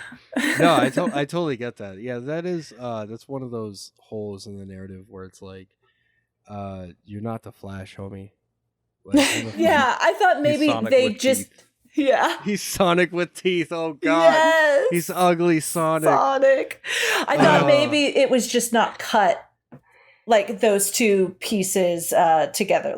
I'm about to run out, everything explodes. Maybe there needed to be a little more time. But that is not a huge thing. I just noticed it, and I'm wow. There he is. He's fast as fuck, boy. I'm glad he made it. He had killer hair, and he was absolutely beautiful. Oh my god! All that daddy energy he's putting. Yeah, oh he was beautiful. And can I say though, the one thing that he needed to lose was that fucking flying hat. All right, yeah, I'll give it to you. Yeah. What is this? I was everything else felt so grounded, and then just this fucking hat was did they do this to be comical? This is crazy. Well, I think it's a type of cowboy hat. So maybe that's just lending to. I think some people wear those hats and it doesn't look silly, but it didn't look silly. Fly? It didn't look like he's a cowboy, is what he's saying. It looked silly he's a renegade. Oh gosh, it looked so silly when he had his hoodie up and the thing. I was like, what is he wearing? But maybe that's just really special to him. It's his lucky hat. And, he's not fucking worried about looking cute. I don't know if I've ever seen a cowboy hat where the like flipped up thing is in the front. Do you know what I mean? Like, it looks like a cowboy hat that he turned to the side. Hold on, wait. Have you ever watched Tombstone? No. Yeah. You'll see it in there. Okay. Yeah. There's all different kinds. Yeah. There's actually like a bunch of different kinds of hats that cowboys and wrestlers would wear. So like if you watch enough Westerns, you'll see them and you'll recognize them and stuff. So like, it's like the same thing with Keanu Reeves movies. Like if you watch Keanu Reeves movies, you'll appreciate him. But no, you're right. I do not watch a lot of Westerns. So really? I mean, dude, look. I'll tell you, man, like there's a lot of shitty ones out there because during like the 40s, 50s, and 60s, that was like the fucking action movies that you saw. And a lot of them, they're not that good. They really aren't. And I love action movies and I love Westerns, but I'm willing to admit a lot of them, it's not that good. The last part of my trivia is all about how this movie fucking bombed when it first came out. Yeah, dude. It fucking did. Bad. It was so terribly, like the reception was so bad. So I'm hoping that this is news to you, Felicia, because I was like shocked by this. But according to John Carpenter, he takes all of his failed movies pretty hard, but the film's initial negative reception disappointed him the most. This is like his favorite movie, he said, of all the movies he's done. He was especially upset when Christian Nyby, the director of the original from the 50s, publicly denounced Carpenter's version, saying, "If you want blood, go to the slaughterhouse. All in all, it's a terrific commercial for J&B Scotch." In response to the commercial bombing of the film, the studio canceled the multiple picture deal they had with Carpenter, who noted that his career would have been different had this film been successful. Yeah. I mean, we can speculate for days on how it would have been different. I think the real question is, would it have been better? Yeah. Because I mean, he's still got like a huge, like the huge property. I think maybe the biggest that he got was probably Christine, because that was a huge novel when it came out, and then he got the movie rights, and that didn't do so well, as far as I remember. Am I wrong? Christine? Yeah. I thought it was an okay success. It wasn't like grand or anything, but I think it was an okay success. I can't remember. We talked about this too, but yeah, I think, yeah. Because I mean, I know like Starman got him an Oscar nod, and I think Christine was maybe not critically well received, but like definitely made a lot of money because it was a Stephen King adaptation. Did I can't remember his fucking name. The dude. What's Jeff Brooks? Yeah. You mean Jeff Bridges? That too? Yes. Didn't Jeff Bridges... I know he was at least nominated, but I thought he won. No, he was nominated. He was nominated for Best Actor. Okay. I feel like he should have won because he legitimately played two distinctly different characters in that movie. But yeah, I mean, that's a fantastic film. I mean, that... I can listen because, like, Jordan, being the best fucking husband out here, bought me as a birthday gift the anthology John Carpenter album where he just redid with his son and one other guy on a couple of other tracks all of his biggest movies. He did like tracks from all of them. So like he did, I think the name of the track for They Live is Coming to LA, but on the album it's just They Live. But he redid the intro to Starman, and like just hearing it, honestly, just talking about it is making me tear up. Because like that movie is so fucking beautiful. Oh my God. I haven't even heard of this movie. You brought it up a few times now, and now I'm like, it's really good. Yeah, intrigued. Really it's so good. Oh my God. It's just fantastic. Like, because it is a love story wrapped up in a story about grief and acceptance of the loss of somebody else. But I could go on for days. It's on the list. I'll definitely check it out. Definitely. But because you mentioned that, I want to also mention about the music. So usually he will compose his own movies, right? But this, he didn't do it for The Thing. He used Ennio Morricone. I don't know if I'm saying that right. Hopefully I am. But that some of the unused music for this movie was used in The Hateful Eight, which you mentioned earlier, Quentin Tarantino's The Hateful Eight. And he was nominated for a Razzie for the worst score in The Thing. Wow. But his score for The Hateful Eight got him an Oscar. Yeah. Yeah, because he's a great fucking composer. Oh my God. Ennio Morricone. Like, and what I think is really interesting is he took a definite like page from John Carpenter's book to make it fit the film. And I think that's what makes him such a great movie composer is he will always find ways to make his music fit the narrative. He's not really like John Williams, like who did E.T. He did one of the Indiana Jones movies. He did all of them. He did all of the Indiana Jones movies? That doesn't surprise me. He fucking loves George Lucas. He's done so many Star Wars films. He also did Harry Potter and the Philosopher's Stone. Sorcerer's Stone. But when you hear John Williams, you know it's John Williams. But when you hear Ennio Morricone, it's like, well, this could be kind of anyone. Because he knows how to make music, you know? Yeah, that's cool. Just like, I mean, in a similar vein of John Carpenter, because John Carpenter does kind of lean heavy on synth, except until we get to the 90s where he's just like, the electric guitar is awesome. And it's like, yeah, we all knew that. Like, dude, Escape from LA, Vampires, like, come on. What are we talking about here? In the Mouth of Madness. Yeah, In the Mouth of Madness, fucking Ghosts of Mars, which people will shit on, but I fucking love that movie because it's so cool. But he definitely made an effort to make it sound like a John Carpenter movie. But yeah, I would honestly put Ennio Morricone's work on Hateful Eight over this movie because it doesn't lean so heavy on synth. It's much more instrumental. And personally, I appreciate that a little bit more. Not trying to knock anybody that likes synth or anything like that or you know, has a different opinion of mine, but that's just my 2 cents. I just think that soundtrack was just so fucking good, like superior to The Thing.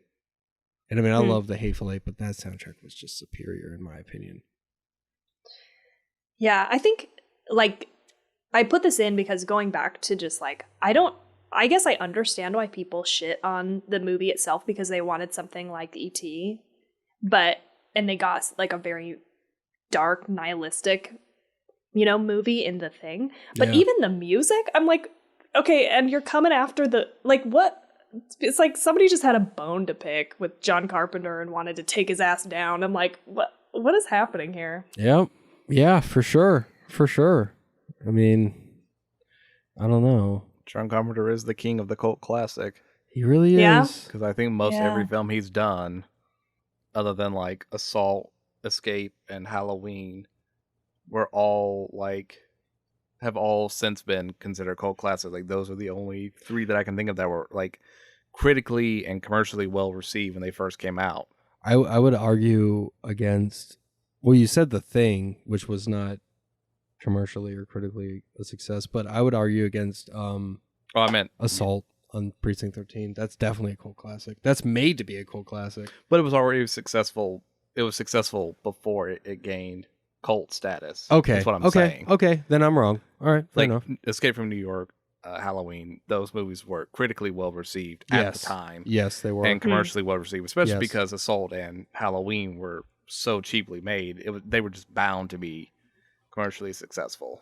Fun fact about Assault on Precinct 13, that is the first movie that John Carpenter shot in one long go. The way that he had made movies before that was he would go and he would like raise money and enough to shoot for like 2 weeks. And then they would be like, okay, cool. Now everybody go away for another like month or so I can raise some more money so that we can shoot some more scenes. and then he got assault, and it was all in one go because he had enough money to do it, and he was like, that was the most exhausting experience of my life. God, I would think the other way would be more exhausting because you're like constantly worried about having to drum up more money to keep it going. But yeah, fair. But I mean, for him creatively, that's where he started, and that's where he knew how to do it. I don't have any more like real trivia stuff. So if you guys have any other ones that you remember that you want to, or personal notes too, or Felicia. One thing that I remember from our review was the scene where McCready breaks back in and is holding that flare up to the dynamite. Kurt Russell actually burned his hands from like the dripping off of the flare. Like it actually hit his hands and ate through the gloves, and he actually had like, burns on his hands. Mm-hmm. They were like fairly superficial, like first degree or whatever. But yeah, he actually burned his hands for that scene. That's the only one that I really remember. Oh, and one of the scenes with Wilford Brimley and McCready there were two different scenes that were shot separately and then just kind of butt fucked together. Like the one where he's like, I don't want to be out here anymore. I want to come inside. Like it was actually different dialogue that was presented to him, and then they did separate dialogue with Kurt Russell, and then they composited those two scenes together. Interesting. Yeah, which is why it seems kind of disjointed. Yeah, there was something weird there, but I couldn't I don't think I consciously picked up on it until you were talking about it, and then I was like, that was weird. Yeah, which I think it is fucking hilarious how the first shot we get is he opens that little hatch in the door, there's a noose hanging there, then Wilford Brimley, and he's like, I don't want to be out here anymore. I want to come inside. I was just like, Jesus, is this dark humor or what? I like it. It was right there at the door. Yeah, right in the view. I think the only one I remember, because you mentioned those two, the one I remember is the one with Bennings. I'm fairly certain they had a different they had something different planned for his thing transformation, and either the prop failed or they lost the footage and they had to scramble to get something real quick, which is why they just did his hands and then had him do that goat scream, as I like to call it. Yeah. There was something different. I remember hearing either the commentary or from the art director that they had something more intense for him, and when something went wrong and they had to just create those weird hands and then just be like, okay, open your mouth. I was like, okay, good, we got it. Fair enough. But I do still think that scene is effective. Oh, and the dynamite with Palmer? Yeah. Where when they threw the dynamite, the explosion was bigger than they thought, and you can actually see Kurt Russell on screen flinch back because the explosion was bigger than. Yeah. Like when he turns away, that's a real reaction. He's just like, "Oh shit, I'm about to die." That's cool. The 80s, what a dangerous and beautiful time to make movies. Yes, yes. Well, you think we're ready to rate it? I mean, unless you want to sit here for another 3 hours and listen to me gush. You're totally ready to do that. I have 3 more pages of notes on this movie. I mean, I don't even need pages, bro. It's all up here. Yeah, in your head. But yeah, man, let's rate this movie. Okay. Do you guys want to go first? I'll go last. Yeah. All right. I think we know where you're landing. Yeah. Yeah. Shocked to no one.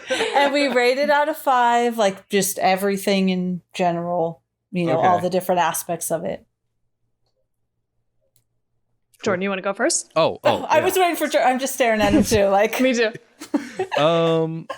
I think I gave it a 5 in our review, and I'll give it a 5 again. Like we said, there's no fat in this movie. It's just from start to finish, horror perfection. because this was John Carpenter's favorite, not only his favorite film to make, but the original was his favorite movie, because that's why it pops up in Halloween. Yeah. That the little girl's watching it on the TV. Yeah. And then that's why he wanted to remake it, and why, of course, that was empty. That's why the director's criticism was so hurtful, because he was like, "No, I love this movie. Like, I didn't mean for it to be bad, which it's not. It's now regarded as one of like the best horror movies ever made, for good reason. It's fantastic. It dives on so many different themes and genres and creates genres. Like, I mean, I think it was one of the first big pushes in the 80s for body horror and cosmic horror.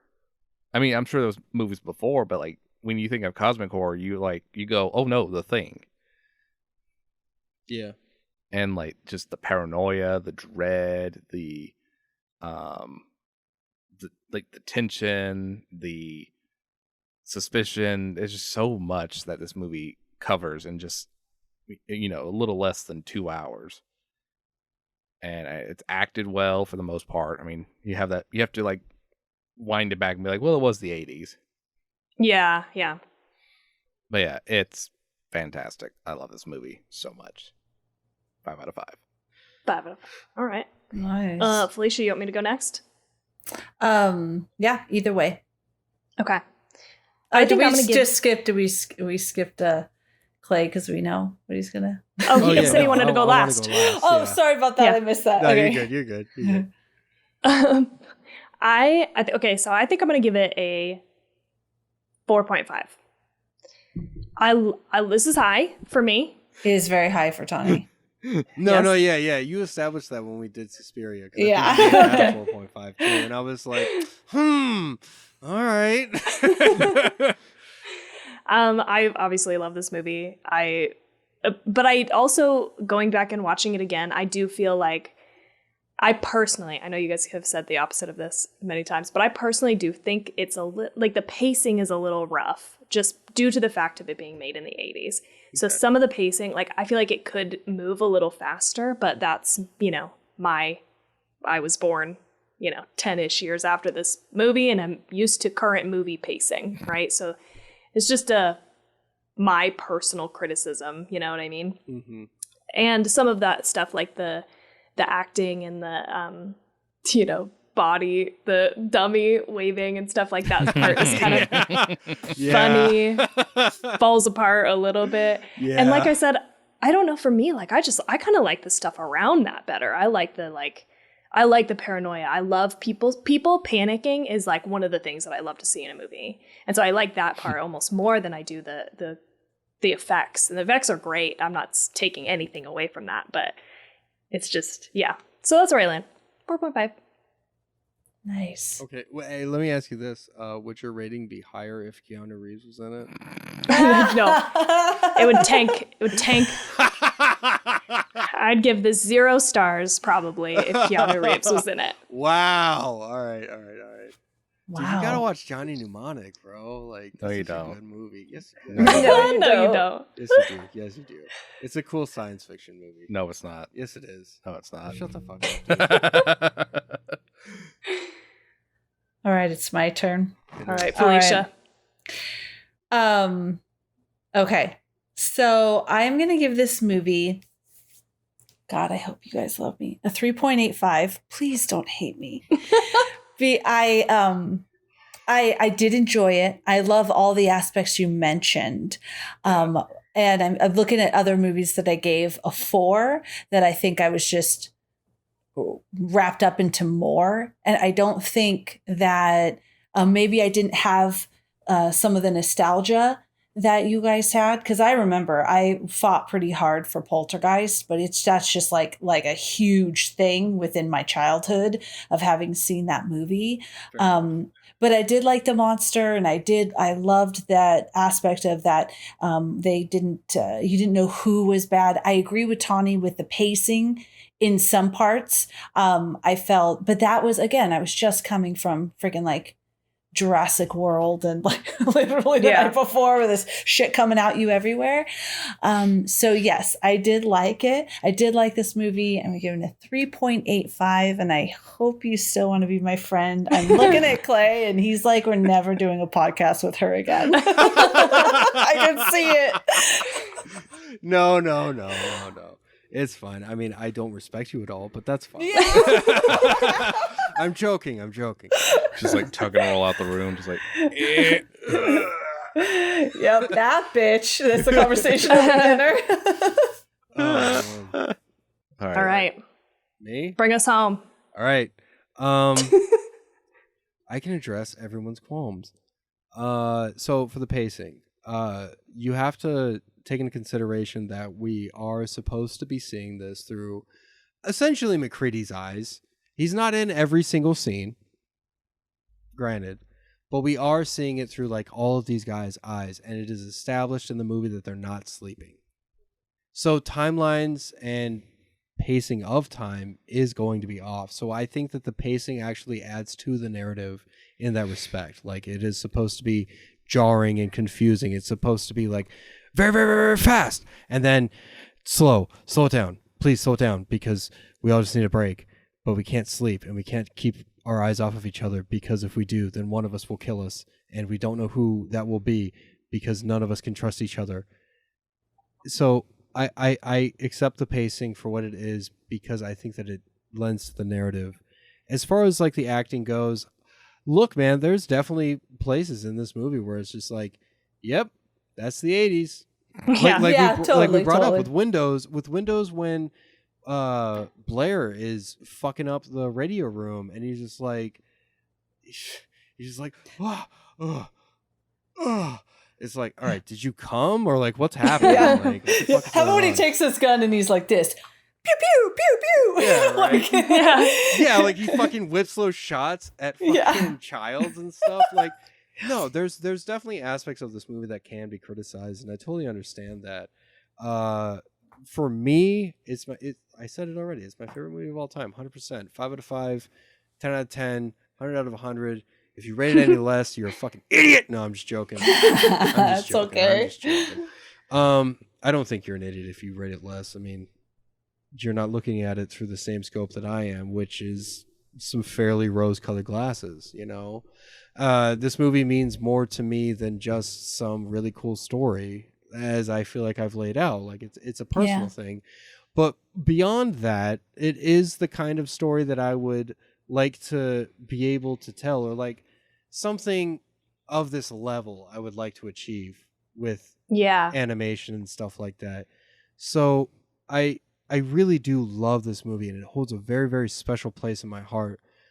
But I understand all the criticisms behind it. You know, I totally understand how, Felicia, you could give it a 3.85, which, commit, bro. Just call it a 3.5. I'm just saying. I'm just fucking with you. Bro. Oh, no, I have like 3.5s, and I was like, oh no, I like this one more. So that's why I get real particular. She's a proponent of the any amount of decimal points. I had to rein it in at 2. Just 2. Fair. But again, Tawny, like, I totally get why you don't give it a complete 5. Like, if we were to look at this movie completely subjectively, is it perfect? Completely, in all aspects? No, it's not. And I mean, I feel like we've done a very good job of expressing how it's not. You know, I mean, even I've criticized certain aspects of the movie. But for me, I'm willing to overlook that. I think it is like a really, really good story. I think it's a fantastic narrative, and it's timeless. Like, you could look at this movie 2,000 years from now. If we're still here, we're going to be dealing with the same bullshit. Totally.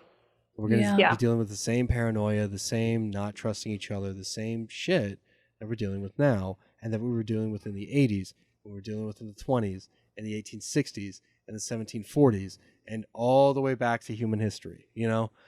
And I think that is the thing that makes me give it a 100%, is he was able to efficiently and effectively tell a story. John Carpenter, I mean, that is completely timeless. It is human, purely human. Yeah. Because humanity always needs an enemy, even if it's each other. Mm-hmm. Well said. Yeah. Yeah, that was very well said. Well, you guys, thank you so much for being on. Yeah, dude. This is awesome. Man. This is I hope you still had a good time, minus my score. Okay, good. No, of course I did. Of course we did. Come on. You guys are fucking. Dude, you guys are so much fun to hang out with. Like you guys too. You're so good at you just set the stage for such a natural conversation. The episode that we did with you guys on your podcast was the same. It's just we're sitting in a room chatting with friends that we've known for a decade plus. It's crazy. So yeah, I wanted you to know that I was, after our last episode where we did with you, I was fangirling hardcore. I was writing Tawny. I was like, oh my God, I had so much fucking fun. I really loved that. I was just buzzing, obsessively buzzing. And she's like, yes, it was very fun. And I'm like, we have to talk to them again. We have to. Yeah. Dude, that is so fucking flattering. Thank you so much. Yeah, of course. It's all true. I was so excited. Yes. It was a blast. I was all reinvigorated to everything that we do, with the podcast after that conversation. So, dude, I know we're only halfway through it, but you just made my whole fucking year. Oh, dude, that's fucking awesome. Man. Oh, good. Yeah, thank you again. I mean, this was a fantastic conversation. I knew the moment you were like, I want to talk about the thing, I was like, this is going to be great. This is going to be such a good episode. Fuck yeah, dude. Yeah. So thank you again for being on. Do you guys want to plug your podcast again? Tell people where they can find you? Yeah, I can do that. Yeah, go for it. As I have a kitten trying to get comfortable on me. She's doing that thing on the Looney Tunes where it's the little kitten's on the dog and she's clawing. It's yeah, you're so cute, but that's painful. She's pain. needing you. Yeah. But yeah, the podcast is A Fag on Film, or AFOF, the acronym. It's much shorter than the LGBTQIA plus ABCDEFG acronym. It's so long. You can find us everywhere. We're on Apple, Google, Spotify, SoundCloud, you name it. I think we're on it. We have our socials, Facebook, Instagram, Twitter. Don't have a Patreon yet because we don't have good camera equipment. We have a TikTok, but I haven't posted anything on it in a year. So I need to get back on that. Yeah, I think that's it for us. As I said in the beginning, this month is Pride Month. Our next episode should be Atomic Blonde, and it's so far we've seen good movies, so I'm hoping that it continues. That's we awesome. had one month where it was just dud after dud after dud. I was like, Jesus, is there not a good that's movie hard. in this? We've had that. Yeah. It was December. I think it was January. That is no fun. Well, thank you. Everyone definitely check them out. It's awesome. Next time we meet, I might have a tattoo. So,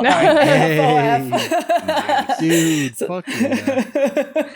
So definitely check them out.